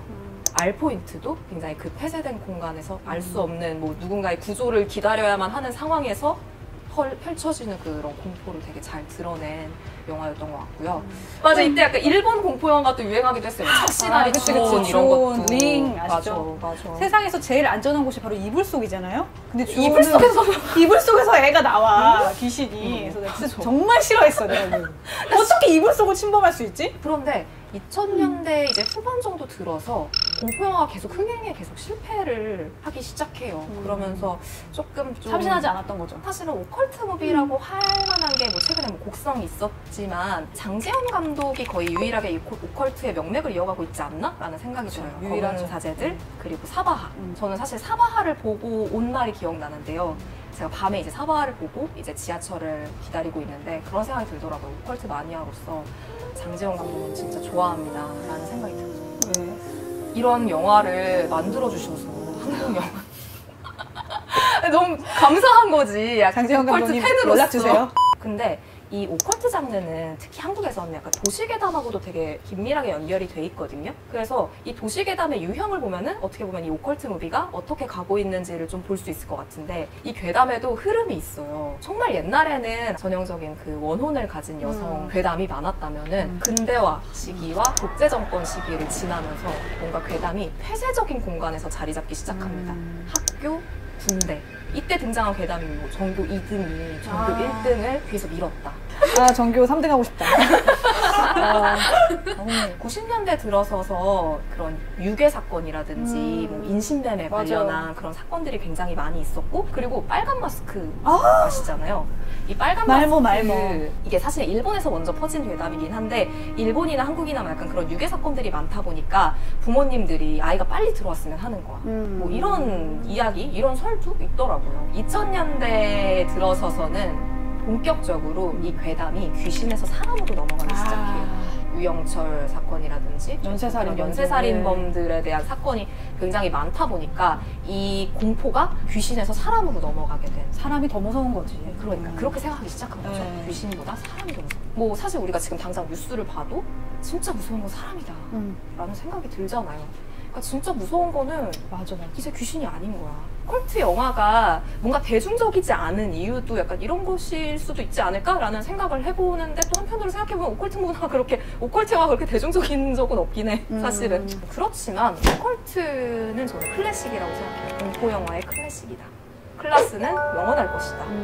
왜냐면은 오컬트는 정말 하나의 장르물로서 정말 아직도 수많은 매니아들을 보유하고 있고, 그리고 진짜 저는 진짜 등골이 서늘하고 나를 정말 오싹하게 만들 유일한 공포 영화의 장르는 오컬트라고 생각해요. 진짜 공포의 정수. 사실 지금 대세는 좀비 아니겠습니까? 좀비 사전 워킹데드가 있는데 그러니까 2008년 금융위기 이후에 미국 사회가 굉장히 불안했잖아요. 그 불안감을 이 워킹데드에 많이 담아냈다. 그 실직한 사람들이 좀비처럼 걸어 다닌다라는 이제 은유했다라는 얘기를 많이. 헤이 좀비 왜 이렇게 우리는 화나 있는 걸까? 다 날 수밖에 없어. 좀 볼만한 것들 추천을 해드릴게요. 첫 번째 작품은 이런데 뭐 화요일에 태어나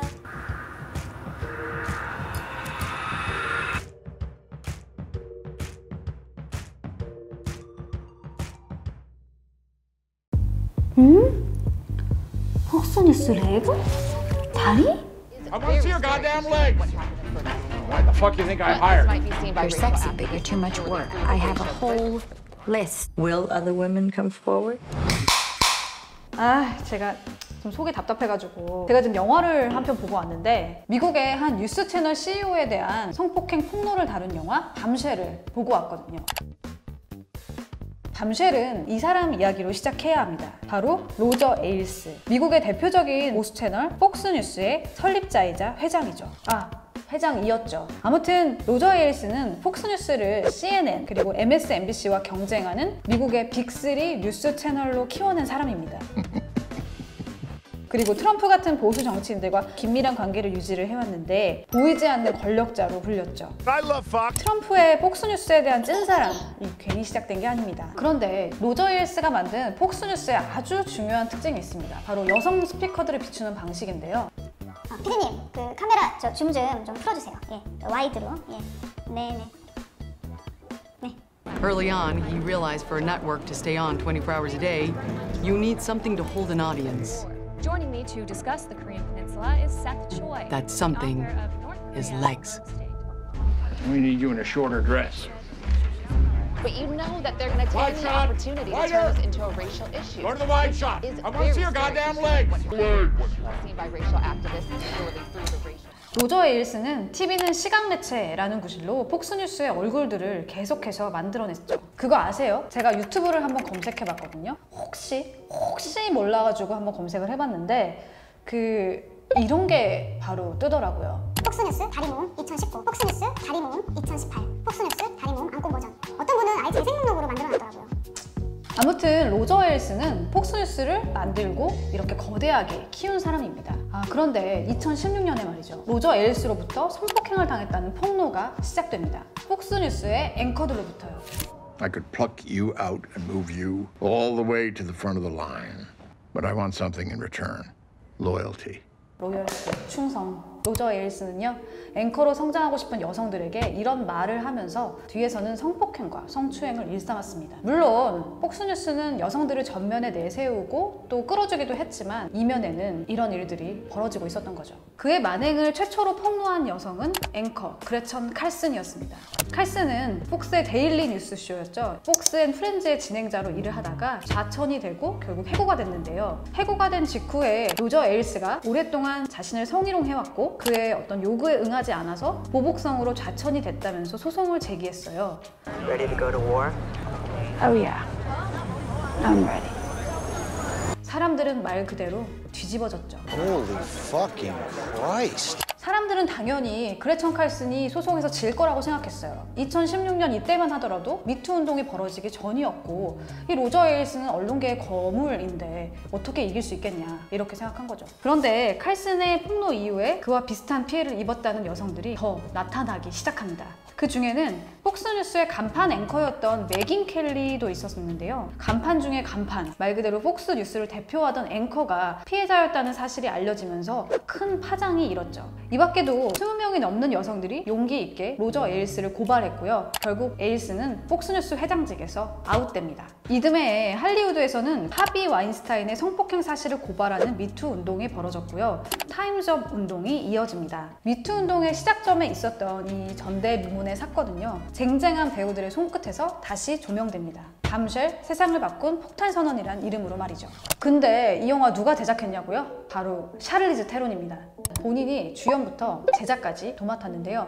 그 외에 제작진과 캐스팅도 어마어마합니다. 빅쇼트 제작진과 니콜 키드만, 마고 로비까지 화려하죠. 샤를리즈 테론은 왜 이 사건을 영화로 만든 것일까요? 왜? 저는 여기서 밤쉘이라는 제목이 아주 흥미롭게 다가왔습니다. 뭐랄까요? 아주 제목을 기깔나게 잘 만든 느낌적인 느낌이랄까? 밤쉘에는 두 가지 뜻이 있죠. 하나는 폭탄선언, 그리고 금발의 섹시한 미녀. 사실 샤를리즈 테론은 데뷔 초에 밤쉘의 상징 같은 배우였어요. 금발, 푸른 눈, 큰 키에 관능적인 팜파탈. 샤를리즈 테론이 배우로서 처음 이름을 알렸던 48시간의 킬링 게임을 보면 아시겠지만 당시 할리우드의 영화 제작자들은 샤를리즈 테론의 연기보다는 겉으로 보이는 외모나 이미지에 더 집중했습니다. 그가 1999년 잡지 베니티 페어의 표지 모델이 되었을 때 제목이 이랬죠. 화이트, 핫, 비너스. 이렇게 밤쉘의 상징이었던 샤를리즈 테론이 로저 에일스 사건을 밤쉘이란 이름으로 영화화했다는 것 진짜 의미심장하죠. And you had your own experience, am I right? Yeah. With the director. Yeah, and he's still making big movies. 샤를리즈 테론은 데뷔 초에 유명 감독으로부터 성추행을 당했었다는 사실을 밝힌 적이 있습니다. 유년 시절에는 알코올 중독에 폭력을 일삼던 아버지 밑에서 자랐고요. 18살이라는 어린 나이에 커리어를 시작한 샤를리즈 테론이 맞닥뜨린 쇼 비즈니스 세계는 여성에게 정말 가혹했습니다. 어쩌면 그에게 영화 밤쉘은 여성으로서, 배우로서, 할리우드 제작자로서 반드시 세상에 내놓아야 하는 작품이었는지 모르겠습니다. It was before Me Too. It was before Time's Up. It just felt to me like there was this real cultural shift, and it felt like how great to be able to make a movie that feels that timely to the conversation that's actually happening right now. 샤를리즈 테론은 여자 배우가 맡을 역할이 정말 없다라는 얘기를 많이 했거든요. 갈증이 있었던 거죠. 그래서 본인은 자신의 밤쉘 이미지에 갇히지 않고 계속해서 새로운 배역, 새로운 인물을 찾아 나서고요. 급기야 영화 제작까지 하게 됩니다. 내가 선택의 자유를 갖게 된 건 정말 놀라운 일이야 라면서요. 오스카 여우주연상을 받은 몬스터, 미국 최초 직장 내 성추행 재판을 다룬 노스컨트리, 독재자의 성노예 여성들을 탈출시켰던 매드맥스의 퓨리오사, 환상적인 액션을 보여준 아토믹 블런드까지 그의 필모그래피를 쭉 보면 변화를 확실히 느낄 수 있습니다. 마고 로비, 니콜 키드먼도 신인 시절 금발 미녀로 포지션된 대표적인 배우들이었죠. 이런 배우들이 밤쉘이란 이미지를 전복하면서 함께 힘을 모아서 이런 의미 있는 작품을 만들었다는 거 너무 멋진 일 아닌가요? 하지만 밤쉘의 제작 과정은 순탄치 않았습니다. 촬영이 들어가기 직전에 투자자들이 못하겠다라고 발을 뺀 것인데요. 하지만 우리 샤를리즈 언니는 포기하지 않습니다. 돈을 구하기 위해서 미친 듯이 뛰어다녔고요. 결국 새로운 투자처를 찾아서 영화를 살려냅니다. 제작자로서 그가 밤쉘을 얼마나 만들고 싶어 했는지 알 수 있는 대목입니다. 영화 자체도 흥미롭지만 이 영화를 만든 제작 과정 또한 우리에게 많은 영감을 주는 것 같습니다. 제가 이 작품을 여러분께 추천드리는 이유는 이 영화가 우리에게 용기를 주는 작품이기 때문이에요. 직장 내 성폭력, 먼 나라의 이야기만은 아니죠. 우리에게도 시사하는 바가 아주 큽니다. I mean, I feel like the conversation's already started. I hope this film will continue it and maybe break through some of those nuances of the gray that this issue, I think, lives in. 제가 문화센터에서 앞으로 이렇게 좋은 작품들 많이 소개해드리려고 하니까요. 여러분 함께 해주시고요. 구독과 좋아요 잊지 마시고 알림 설정도 부탁드립니다. 아까 좀 맥주 마셨더니 취했어요. 제가 지금 한 모금 정도 마셨는데 괜찮아요? 더해요? 안녕. 또 만나. 할 거예요. 할 거예요. 할 거예요. 할 거예요. 할 거예요. 할 거예요. 할 거예요. 원얼스 할 거예요. 원얼스 할 거예요. 할 거예요. 함께 해요. 원얼스. 나 너무 쪽팔려. 어떡해. 죄송합니다. 함께해요. 함께해요. 원얼스 함께해요.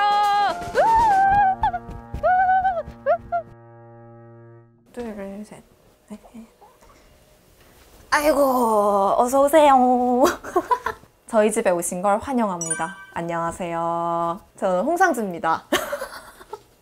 제가 요새 진지하게 하고 있는 고민이 있어서 이 고민을 여러분들과 함께 나누고 싶어서 사실은 저희 집에 초대했습니다. 바이러스 감염병들이 계속 주기적으로 반복되고 있다라는 느낌 받지 않으시나요?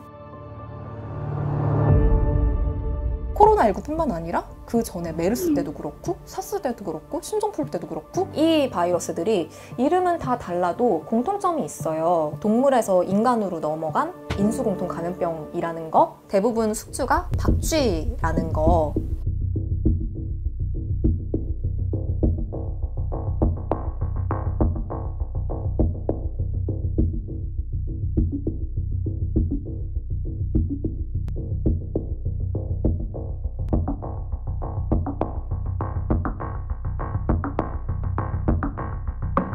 이 인수공통 감염병이 계속 반복되고 있는데 이게 도대체 왜 이러는 걸까? 어쩌면 우리 인간의 책임이 있는 건 아닐까? 이 고민을 해결하기 위해서 책, 콘텐츠 뭐 이런 것들을 엄청 사서 봤어요. 다 설명하는 언어는 조금씩 달라요. 근데 공통적으로 등장하는 용어가 하나 있더라고요. 바로 원헬스라는 용어였어요. 원헬스가 뭘까요? 한마디로 이거예요. 인간, 동물, 환경이 하나의 운명 공동체처럼 연결돼 있다는 거예요. 인간이 건강하려면 동물도 건강해야 되고 환경도 건강해야 된다. 인간의 질병을 예방하기 위해서도 이 동물의 건강과 환경의 건강을 지속적으로 통합해서 관리를 해야 된다. 생각해보면 되게 당연한 개념 같지 않나요? 근데 저는 이 단어를 듣는 순간에 제 가슴팍에 팍 꽂히더라고요. 아, 이거구나. 이 개념을 좀 더 확장해서 내 삶에도 내가 지금 살고 있는 생활 방식에도 대입해 볼 수 있지 않을까? 현대사회에 들어서면서 우리의 의학기술은 나날이 발전하고 있잖아요. 근데 왜 우리는 주기적으로 찾아오는 감염병을 막지 못하는 걸까요? 이 문제에 대해서 코로나19 이전부터 국제기구들이 같이 머리를 싸매고 고민을 했다고 해요. 이게 도대체 원인이 뭘까? 먼저 야생동물을 잡아먹는 행위. 야생동물이 또 희귀 반려동물로서 또 이제 인기를 끄니까 이 야생동물을 이제 밀반입해서 사고 파는 행위. 그리고 이 한 가지가 저는 되게 인상 깊었는데 육류 소비가 늘어나면서 이 공급을 뒷받침하는 공장식 축산. 공장식 축산 시스템 하에서는 이 가축들이 빠르게 많이 생산이 돼야 하잖아요. 그러니까 이 가축을 끊임없이 개량을 합니다. 동일한 품종으로 동일한 유전자를 가진 상태로 키워지게 되는 거예요. 그러다 보니까 동일한 바이러스가 왔을 때 똑같이 감염이 되게 되는 거예요. 즉, 내가 먹는 고기가 바이러스와도 연결이 돼 있다라는 거야? 라는 생각이 저는 확 들더라고요. 여러분은 안 그러세요? 저는 그렇더라고요. 최근에 또 읽은 책이 하나 있어요. 이 바이러스 쇼크라는 책이에요. 최강석 서울대 수의학과 교수가 쓴 책인데 여기 이런 내용이 나와요. 최근에 출연한 신종 전염병 사례에서 보듯이 자연 침범 과정에서 미지의 병원균이 가축 동물에게 축산업 피해 문제를 일으키고 심각할 경우 식량 안보로까지 비약할 수 있다. 그래서 자연계에서 발생하는 문제는 축산업, 공중보건과 독립적인 별개의 사안이 아니라 서로 긴밀히 연결되는 하나의 문제이다. 사실 그래요. 자연계의 침범이라는 거를 보면은 뭐 그렇게 이야기하잖아요. 지금도 1, 2초마다 축구장 크기의 열대우림이 사라지고 있다. 이런 게 단순히 열대우림이 훼손되고 있구나. 환경이 이제 오염되겠어. 여기서 끝나는 게 아니라 바이러스 감염병에도 영향을 미친다라는 거죠. 바이러스를 이제 품고 있는 야생동물이 살 곳을 잃어서 어디로 가겠어요? 인간이 있는 곳으로 가게 되겠죠. 인간과 같이 살고 있는 가축에게 바이러스를 옮기게 될 수도 있고 그리고 인간에게 또 바로 전염이 될 수도 있는 그런 위험성을 안게 되는 거예요. 인간이 인간을 위해서 해오던 행동들이 결과적으로는 바이러스에게 비단기를 깔아주고 있었다. 이런 생활 방식이 과연 지속 가능한가에 대해서 고민하게 하는 지점이죠. 제가 지금 계속 당연한 이야기만 반복해서 이야기하고 있다라고 느껴지실 수도 있겠지만요. 우리가 지금까지 이 당연한 이야기를 어떻게 외면해 왔는지를 보면요. 당장 이번 코로나19 때만 봐도 사실 각국 정상들의 초기 모습을 보면은 굉장히 안이했습니다.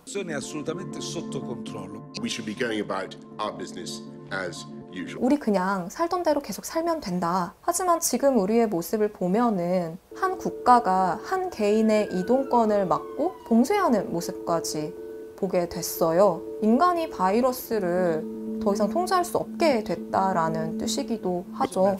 Nobody knew there'd be a pandemic or an epidemic of this proportion. Many who work in infectious disease knew a pandemic like this was coming. Could it be a coronavirus again? Certainly. We didn't think it would be able to get into people.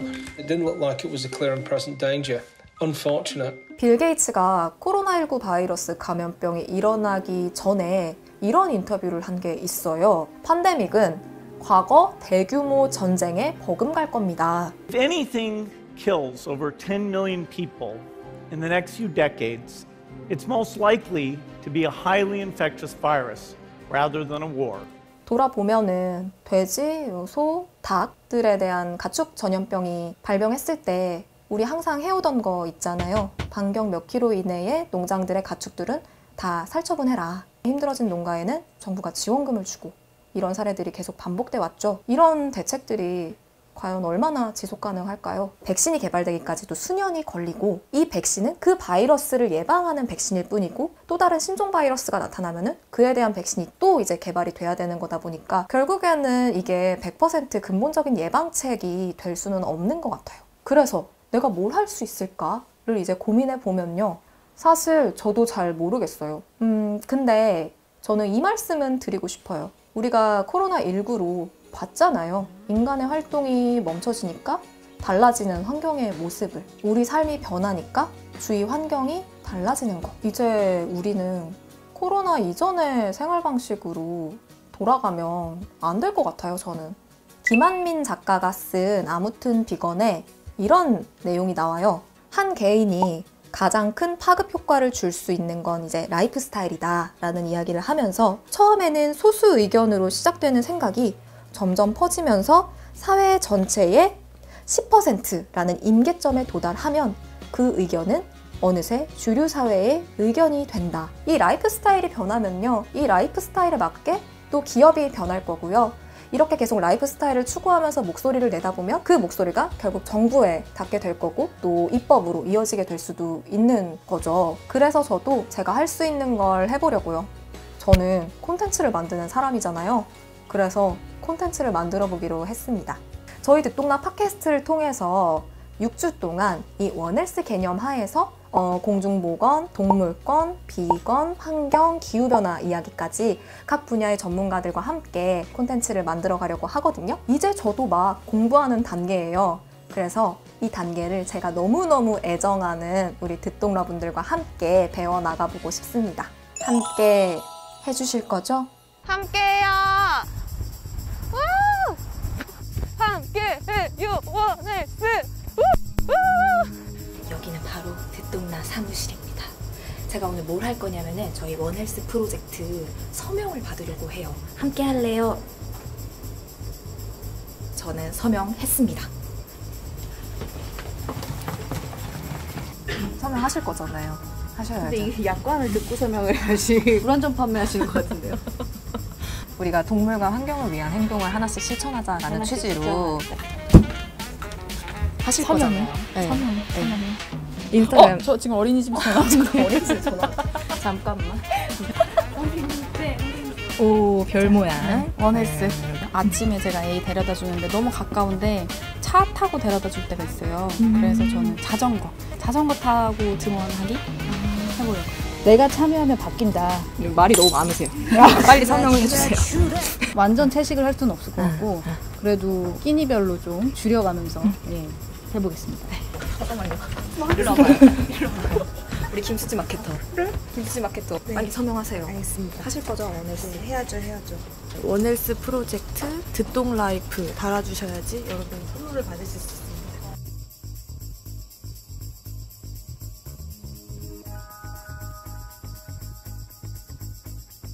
가져가는 거예요? 빨대는 안 되는 거야?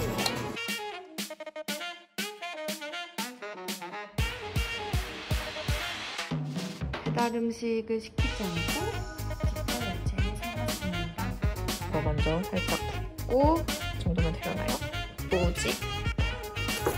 비욘드 미트입니다. 육육 고기 베이스를 넣어보려고 합니다. 제가 완성한 비욘드 미트 버거입니다. 파스타 완성. 안녕하세요. 제가 도전할 원헬스는요, 샤워기를 절수되는 걸로 바꿀 거예요.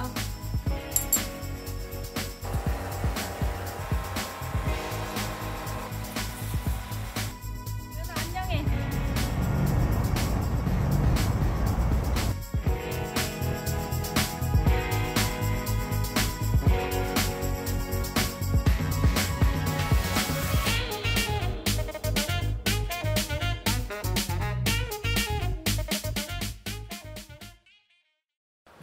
아, 언제 오실까요?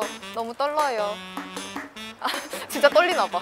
떨려요. 아, 그분께서 이제 곧 오실 때가 됐는데. 핫 두리번거리는 사람? 혹시 또라이맘님? 혹시 홍주맘님? 아, 네, 맞아요. 안녕하세요. 오늘 물건 잘 가져오셨죠? 그 양말. 네. 양말 필요하시다고. 근데 마침 저에게 미개봉 새 양말이 있었어요. 진짜요? 네, 그래서 진짜로. 오. 풀거래 성공. 대성공. 대성공. 원헬스. 이게 뭐라고? 뿅. 안녕하세요. 안녕하세요. 저희 방금 물물 교환 네. 성공한 또와 라이맘. 네, 홍주맘이고요. 네. 안녕하세요. 저는 홍상주입니다. 안녕하세요. 요조입니다. 저희 원헬스 프로젝트는 인간, 동물, 환경의 건강이 운명 공동체처럼 연결돼 있다. 이 원헬스 개념을 바탕으로 우리의 생활 방식을 좀 근본적으로 바꿔나가보자라는 취지의 프로젝트거든요. 원헬스 개념 하에 여러 생활을 실제로 저는 요조님이 해오고 계신다라는 느낌을 받아요. 이제 또 중고 거래를 굉장히 자주 하신다. 당모 마켓에 거의 뭐 VIP가 아닐까. 가장 최근에 거래한 거 뭐예요? 바로 이것입니다. 짜잔! 네, 너무 탐나요. 어떻게 안 될까요? 죄송합니다. 중고 거래 하다 보면은 요조님이면 좀 알아보는 분들 있을 것 같은데? 없었습니다. 거래할 때 상대방의 얼굴을 유심히 보지 않는 것 같아요. 네. 근데 중고 그런 거래 같은 것들은 왜 본격적으로 좀 하게 되신 거예요? 새 물건을 가능하면 안 쓰고 싶다. 제가 제 채널에서도 웃자고 아나바다 운동 언제적 아나바다 젊은 분들은 아실까? 아껴 쓰고 나눠 쓰고 바꿔 쓰고 다시 쓰고. 네, 그쵸. 네. 저희 부모님이 정말 아나바다 식으로 계속 살고 계세요. 지금까지도. 근데 예전에는 궁상맞아 보였다고 생각했어요. 어린 마음에 또 그런 걸 보는 게. 저희 아버지는 지금은 이제 그만두셨는데 얼마 전까지만 해도 구민회관에서 청소 노동 하셨었거든요. 근데 구민회관에 보면 이제 샤워 시설 있잖아요. 그러면 사람들이 깜빡하고 놓고 가거나 그냥 버리고 간 조각 비누, 소분해서 담아놓은 뭐 샴푸, 바디 클렌저 이런 거를 다 그냥 가지고 오세요. 왜냐면 더 쓸 수 있기 때문에. 그래서 정체를 알 수 없는 이 클렌저의 냄새를 맡고 이게 샴푸인지 바디 클렌저인지 이거 샴푸 막 이러면서 그걸로 썼었거든요. 환경에 관심을 갖게 되면서 진짜 중요한 건 분리수거를 잘 하고 뭐 일회용품을 안 쓰려고 노력하고 뭐 이런 것도 중요하지만 일단 쓰레기를 만들지 않고 에너지를 아끼는 거. 그러고 보니까 이제 저희 아빠, 엄마의 생활 방식이 다시 보이기 시작했던 것이죠. 그래서 그때부터는 저도 저희 부모님처럼 좀 남들이 보기에는 궁상맞을 수 있는 어떤 생활 패턴이 이제 익숙해진 것 같아요. 2년 전에 독립을 했거든요. 제 집에 뭔가 막 채워놓고 싶은 욕구가 막 생긴 거예요. 그 오늘의 우리 집 그런 사이트 같은 데 가가지고 막 하나씩 담는 거예요. 어느 순간 되니까 이게 다 뭐지? 라는 생각이 들더라고요. 아니 우리 집은 요만한데 물건만 이만큼 있고 채워도 예쁜 것들은 계속 나오는 것 같고 채워지지 않는 뭔가 그런 것들이 있고 하니까 뭔가를 사야만 해야 될 것 같고 사실 그것이 물욕이라기보다는 우리가 기본적으로 가지고 있는 어떤 결핍이나 공허함, 살면서 느껴지는 어떤 허무함을 좀 어떻게든 좀 달래보려고 하다 보니까 그 허무함이라고 하는 거 저는 내가 무슨 인생의 큰 비밀을 알아챈 것처럼 행동했던 것 같아요. 인생 허무한 거구나. 이거 다 의미 없구나. 근데 이제 와서 생각해보면 인생이 허무하다라는 거를 모르는 사람은 없지 않을까라는 생각이 들어요. 이 코로나 사태를 통해서 제가 보면 의료진들이랄지 봉사하는 사람들이랄지 뭔가 어떻게든 더 이 사태를 해결해 보려고 노력하는 사람들이야말로 그 허무함이라는 것을 더 극한으로 마주 봤던 사람들이 아닌가라는 생각이 들고 오히려 이 허무함이라는 건 감추면 감출수록 더 어른스러운 행동이지 않을까?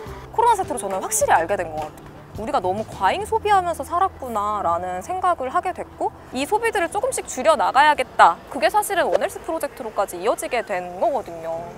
사실 뭘 아낀다라고 하는 게 돈을 아끼기 위해서 아껴야 된다. 네, 노후를 위해서. 물론 그것도 틀린 말은 아니지만 정말 어떻게 보면 더 중요한 문제가 정말 코앞에 와 있는 것이고 뭐 나 살 때까지는 뭐 괜찮겠지라고 생각하는 사람들도 있지만 근데 우리가 확인하잖아요. 얼마나 지구가 급속도로 지금 바뀌고 있는지가 가시적으로 보이니까 그 가능성도 사실 보고 있기도 하고 우리가 이미 그 가능성을 봤기 때문에 저는 예전에 우리의 삶의 방식으로 돌아가면은 진짜 안 될 것 같다라는 생각이 들어요.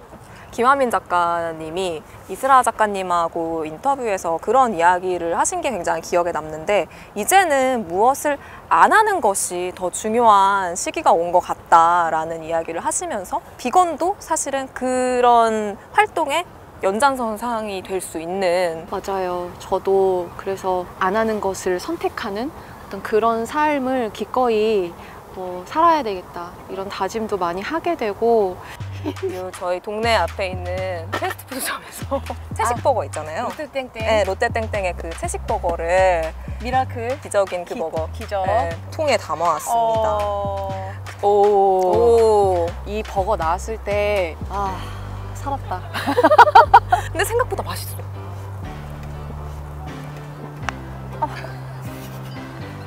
맛있어요. 역시 맛있다. 나한테 맛있는 거, 감자튀김 막 먹고 그러니까 정크비건이라고 하잖아요. 가끔은 진짜 내가 되게 지금 착한 이야기를 하는 건 아닌데 그렇게 비춰지는 것처럼 보여서 사실 내 삶은 그렇지 않은데 그거에 대한 부담감이 조금은 있긴 하거든요. 저 그 부담 너무너무 많이 있고요.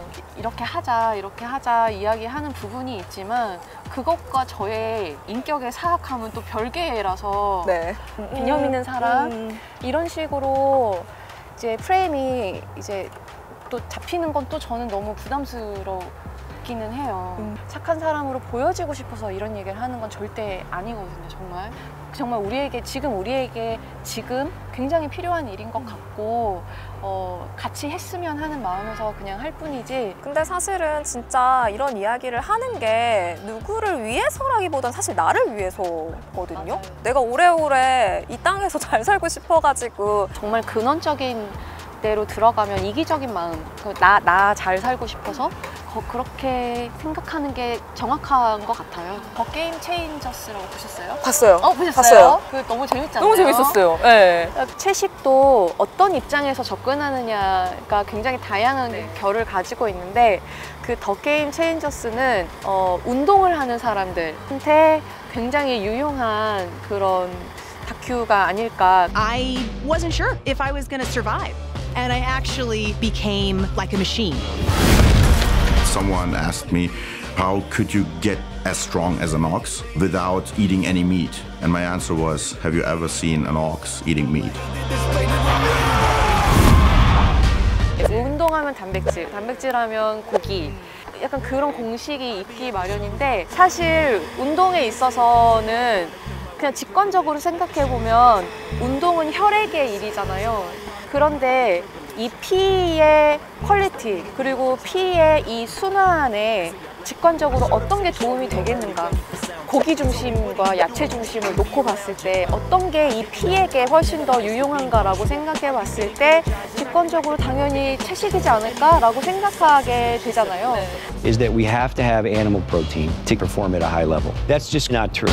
또 하나 팁을 드리면 남성분들이 아주 좋은 팁을 얻어가시지 않을까? I ate a lot of meat.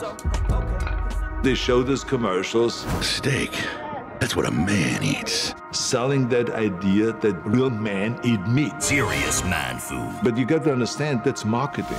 That's not based on reality. 스태미나, 정력 그 남성의 발기도 사실 피가 해주는 일이잖아요. 그래서 거기서 실험을 하나 하거든요. 채식을 먹이고 재우고 또 고기를 먹이고 재워서 그 하룻밤 사이에 남성들이 평균적으로 발기를 이렇게 생리적으로 하잖아요.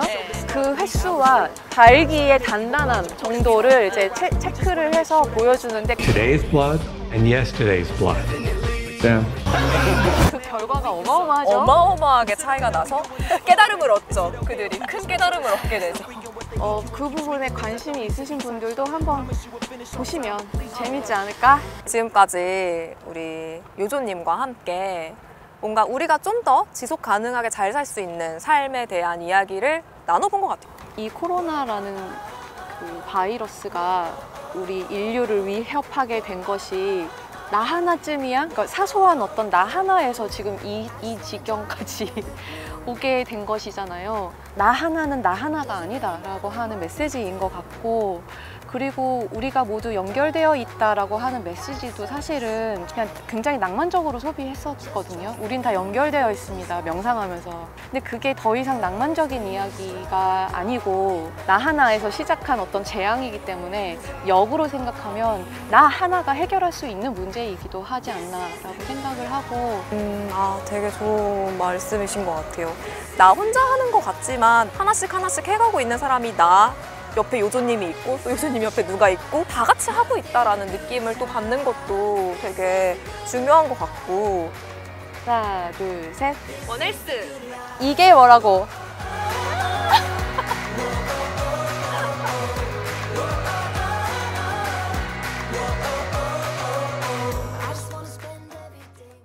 I intend to make my own way in the world. No one makes their own way, least of all a woman. You'll need to marry well. 여자 인생은 결혼이 얼마나 중요하고 너 기자하면 남자 못 만나. 기센 여자 누가 좋아해? 주먹이야.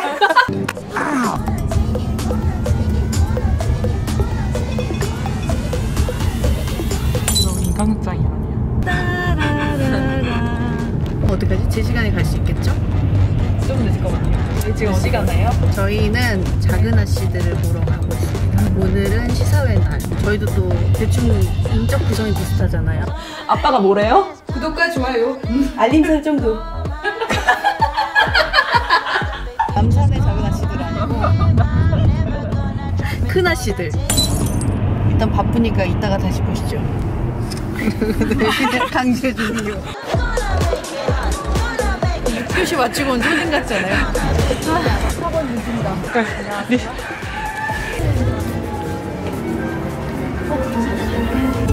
This is Meg, Amy, Beth, and Joe. I intend to make my own way in the world.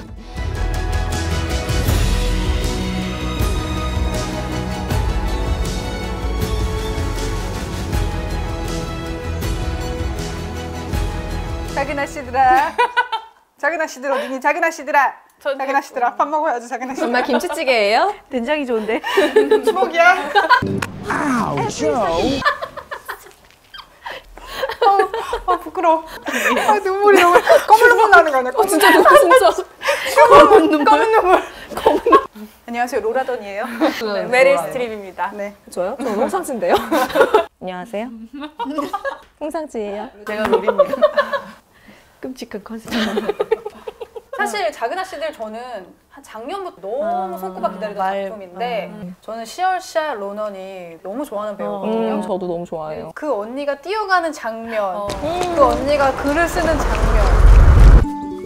I'm working on a novel. It is a story of my life and my sister. 자매들이랑 이야기하는 장면, 모든 장면 하나가 너무 약간 벅차오른다고 해야 되나? 그래가지고 그 벅차올라서 약간 눈물이 많이 났던 전 메리 스트립 나오는 장면들이 되게 매력적이었어요. I intend to make my own way in the world. No one makes their own way, least of all a woman. You'll need to marry well. You are not married, aren't you? Well, that's because I'm rich. 우리한테 맨날 결혼하라고 막 하는데 왜 대고모님은 결혼 안 하셨어요? 그러면? Because I'm rich. 왜? 메리 스트립이란 배우가 이 세상 진취적인 여성 중에 어떤 상징적인 인물이잖아요. 그런데 정반대의 인물을 영화에서 연기하니까 맞아요. 그 연기를 하는 메리 스트립을 보는 제 마음속에 이상한 희열 같은 게 있어요. 여자는 결혼을 잘해야 된다고. 고모님이 참 재밌는 게 뭐 조를 키워서 어떻게 해보려고 했는데 조가 자꾸 딴 데로 빠지니까 에이미를 이제 데려다가 If you are very good, one day this ring will belong to you. Really? You are your family's hope now. It'll be up to you. 부잣집 남자를 만나서 결혼시킬 수 있을 거라고 생각해서 에이미랑 이렇게 같이 프랑스도 가고 이러는데 유산은 조에게 물려주잖아요. 이분도 계속 인지 부조화에 시달리면서 사는. 그래서 사실 이 작품의 키워드 중에 하나는 결혼인 것 같아요. You'll need to marry well.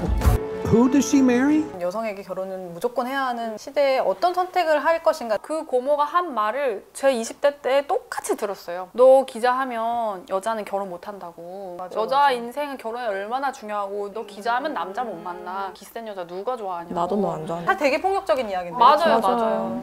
그러니까 저는 그래요. 결혼 안 하고 잘 살 수 있을 것 같다는 생각이 한편으로 들면서도 내가 이대로 60대, 70대까지 살면 어떤 모습일까가 잘 안 그려지기도 하고 아, 나는 외로운가? 난 외로움을 타는 성격인가? 아닌가? 이런 것들을 되게 막 고민하면서 하루하루 지금도 이제 고민하면서 살고 있는데 저는 되게 자존감이 되게 높은 편인데 한편으로는 그런 열등감도 엄청 커요.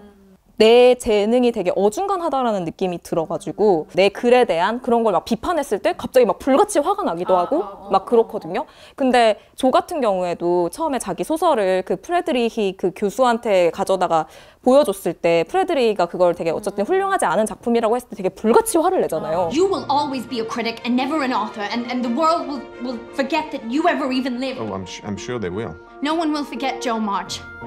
그리고 조가 어쨌든 여자한테 사랑만이 전부가 아니고 They have minds and they have souls as well as just hearts. I want to be great or nothing. And they've got ambition and they've got talent as well as just beauty. And I'm so sick of people saying that love is just all a woman is fit for. I'm so sick of it. 그렇게 살 수 있다고 말하면서도 한편으로는 외롭다는 생각이 들기도 하고 그걸 토로하는 장면 있잖아요, 엄마한테. 너무 외롭다. 네. I care more to be loved. I want to be loved. 조가 2020년에 왔으면 좀 덜 외로웠을 텐데 라는 생각도 들었어요.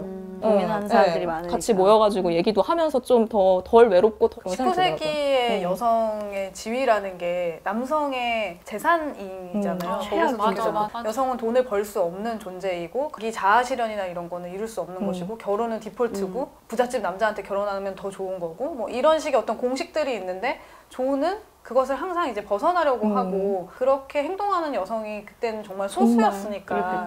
그리고 그때 당시에 조가 그런 것을 토로했을 때 뭐든 다 잘 안 되던 시간이었잖아요. 맞아. 내가 나 자신을 사랑할 수 없었을 때 그 맞닥뜨려야 했던 그런 열등감과 막 이런 외로움이 되게 안타깝기도 하면서 공감이 되기도 하면서 결혼하는 날 전날에 이건 내가 그 영화 보고 나서도 그때 바로 말했었는데 그게 너무 슬펐어. We can leave right now. I'll sell stories and you should be an actress and you should have a life on the stage. 그러니까 언니 꿈이 있잖아 막 이런 얘기 하는 게 너무 뭔가 되게 슬프던데. 결혼하지 마요 언니 제발 이러면서. 결혼이 되게 여러 가지 의미로 보이는 것 같아요. 대고모님 같은 경우는 경제적인 수단으로 본 거. 에이미도 사실 마찬가지였었고 매그와 조의 대화에서 나오는 결혼이라는 건 내 삶의 주체성, 내 꿈? Just because my dreams are different than yours doesn't mean they're unimportant. 결혼을 하고 싶은 게 죄는 아니에요. 잘못은 아니에요. 자기 선택이면 되는 거지. 맞아. 그게 막 억지로 하는 게 아니라 정말 사랑하는 남자를 어떻게 보면 만난 거긴 하잖아요. 여성이 다양한 삶을 선택할 수 있는데 근데 이제 물론 그 선택이라는 게 진짜 자기가 원해서 하는 선택인지 아니면 사회적으로 해줘야만 하는 어떤 선택인지 모르겠지만 그런 선택들을 다 존중해주고 다 감싸 안아주는 만약에 21세기였으면 매그가 가난하지만 내가 사랑하는 남자랑 결혼을 해. 그런 다음에 남편이 가사에 전념을 하고 매그가 대스타가 돼서 진짜 부자가 될 수도 있는 거. 인스타나 블로그 해서 인플루언서가 될 수도 있는 그치. 한편으로는 안타깝긴 했어. 안 했으면 좋겠다는 생각도 들더라고. 엄청 했어요. 결혼하지 마요 언니 제발. 고생길이 뻔하긴 하니까. 엠마 왓슨의 어떤 성향상 조를 되게 연기하고 싶었을 것 같아요. 나도 그런 생각이 아니 미녀와 야수의 벨과 약간 뭐 좀 다른 캐릭터지만 그 책덕후니까. 실제로도 책덕후고 이 영화에 참여하는 것만으로도 되게 좋아했을 수도 있고. 좋았을 것 같아요. 플로렌스 퓨라는 배우는 그래도 한국에는 알려진 것 같아요. 미드소마 네, 이런 미드소마에도 것도. 나왔었고 리틀 드라마걸이라는 네. 드라마에서 주인공을 하기도 했고 플로렌스 퓨만이 갖고 있는 진짜 단단한 게 있어요. 약간 짱돌뱅이 맞아. 옹골찬. 에이미 특유의 그 강단 있는 모습 있잖아요. 그 있어요. 모습을 플로렌스 퓨가 너무 잘 보여준 것 같아가지고. 그 I want to be great but nothing. You should give up, Amy. You have so much talent. Talent and is energy. genius. I want to be great or nothing. 그걸 되게 저음으로 막 되게 또박또박하게 말하는 게 저는 되게 멋있게 들렸던 것 같아요. 우리의 눈물을 쏙 뺐던 베스 얘기를 안 할 수가 없죠. 그렇죠. 진짜 조한테 정말 필요한 사람? Keep writing them. I will. Write something for me. 조가 한 번 더 용기를 낼 수 있었던 거잖아요. 하는 일이 조랑 좀 비슷한 면이 좀 있잖아요. 항상 내 컨텐츠를 뭔가 만들고 싶고 내가 그걸 할 수 있을까 이런 마음이 들 때마다 베스 같은 친구 혹은 뭐 지인들이 나타나서 용기를 줬던 것 같아요. 사실 이렇게 꿈을 쫓는다는 게 기회를 잘 잡은 사람들이라고 생각하거든요. 왜 눈물이 나지? 베스들이 생각났어. 내가 기자를 할 수 있을까? 내가 재능이 있을까? 막 이런 고민들을 많이 했어요. 그때 이제 나는 사실 하고 싶은 게 있는데 나는 그걸 할 여유가 안 돼. 근데 나는 네가 그런 꿈이 있고 그걸 할 수 있는 여건이란 게 너무 부러워. 이렇게 얘기해 준 친구가 있었어요. 그래서 힘을 많이 냈어요. 그럼 정신 차렸죠. 내가 재능이 좀 부족한 것 같은데? 뭐 약간 그런 게 사실은 밖에서 보면 되게 사소한 고민들이에요. 꿈을 쫓고 있잖아요, 어쨌든. 나는 특별한 재능이 없거나 아니면 여건이 안 된다는 걸 알면서도 내 주변에 사랑하는 사람이 성공하기를 빌어준다는 게 진짜 엄청 대단한 거예요. 왜 그래? 몰라요. 베스가 재능이 없다고 생각하지 않아. 베스도 자기 재능이 확실히 있고 근데 이제 진심으로 다른 사람을 응원해줄 수 있고 그 마음을 가질 수 있다는 게 엄청 소중한 것 같아요. 티모시 샬라메는 지금 워낙 뭐 핫한 배우다 보니까 이 작품에 나온 것만으로도 뭔가 화제가 되는 것 같더라고요. 근데 어린 시절에 로리하고 조가 막 이렇게 재밌게 놀잖아요. 소꿉놀이 하듯이 그런 장면 너무 예뻤는데 로리는 좀 다소 폭력적으로 계속 조에게 사랑을 강요하고 I have loved you ever since I've known you, Joe. I couldn't help it. It would be a disaster if we It married. wouldn't be a disaster. Okay? We'd be miserable. Joe, I'd be a perfect saint. 그 결국 그 내 자매를 키운 게 엄마잖아요. 로라던. 리즈 위더스푼 나온 와일드라는 작품이 있는데 거기서도 그 리즈 위더스푼의 엄마로 잠깐 과거 회상 장면에서 출연을 하는데 거기서도 굉장히 현명한 뭔가 말을 하고 가거든. 조가 힘들어하고 괴로워하고 할 때 그리고 엄마도 나도 힘든 지점이 있었어. 너는 네 스스로 그냥 네 자신을 사랑하면 되고 그대로 드러내면 돼 라는 There are some natures too noble to curb and too lofty to bend. 이게 이제 그레타 거위기의 두 번째 연출작인데 너무 좋은 작품이잖아요. 그런데 아카데미 감독상 후보에는 못 올라갔어요. 이번에 감독상 후보가 봉준호 감독을 포함해서 이제 다 남자 감독 5명으로 후보가 오르긴 했더라고요. 그래서 좀 많이 아쉽기는 한데 저는 이걸 보면서 레이디버드가 거기에 레이디버드 주인공도 셔샤 로넌인데 두 영화가 통하는 지점이 있어요. 어린 여자가 자기의 고향에서 차일드우드를 보내고 알을 깨고 나가서 성장해서 어딘가로 가는 그래서 이제 그레타 거액이랑 시어샤 로넌 두 사람의 우정에 대한 이야기들이 많이 나오더라고요. 근데 이번에 이제 시어샤 로넌이 그레타 거액이 이 영화를 한다고 하니까 나 이 영화 나가고 싶다. 나 출연시켜줘 라고 먼저 제안을 했다고 하더라고요. 또 재밌는 거는 시어샤 로넌이 자기 인터뷰에서 나는 그레타 거액을 보면서 나도 감독이 될 수도 있겠구나라고 생각을 했대요. 이제 그레타 거액도 원래는 이제 시나리오 작가였고 또 배우였잖아요. 과거에 뭐 프란시스 하 같은 영화를 찍었었는데 그래서 언젠가 자기도 연출하고 싶다고. 내 눈앞에 뭔가를 실현하는 어떤 롤모델의 여성이 존재한다는 게 얼마나 중요한 건가를 또 그 코멘트를 보면서 느낄 수 있었어요. And if the main character is a girl, make sure she's married by the end. Or dead, either way. Excuse me? 그러니까 조가 원래도 주인공이긴 하잖아요. 내 자매 중에서 조의 이야기를 중심으로 흘러가는 작품이기는 한데 특히 이번 영화에서는 그걸 더 강조했던 것 같아요. 왜냐면 시작할 때 조로 시작을 하고 끝날 때 조로 끝나잖아요. 감독 본인이라고 생각하는 것 같아요. 그럴 수도 있을 것 같아요. 예술가로서의 자아가 조에게는 있는 거니까. 특히나 그 예술가들은 언제나 그 갈등이 있잖아요. 잘 팔리는 작품을 쓸 것인가 아니면 내가 정말 내 안에서 우러나온 내가 정말 좋다고 생각하는 작품을 쓸 것인가. 근데 이 영화에서 조의 그런 모습들을 너무 잘 그리고 있어가지고 그 감독도 그렇고 또 이 작품의 원작자인 루이스 M. 올컷 그분의 어떤 마음도 이 안에 다 녹가 있는 것 같기도 했고요. 맞아. 얹은 거죠. 올컷의 마음에 그레타 거기에 마음이 얹혀졌어. 원작 자체가 시대의 한계를 뛰어넘으려고 하는 작품이었기 때문에 5번, 6번 정도 영화가 됐었는데 그때마다 나름의 그런 시도들이 있었던 것 같아요. 근데 2020년 작품은 이제 드디어 우리에게 온 거죠. 2020년 우리에게 이 영화가 던지는 메시지는 뭘까요?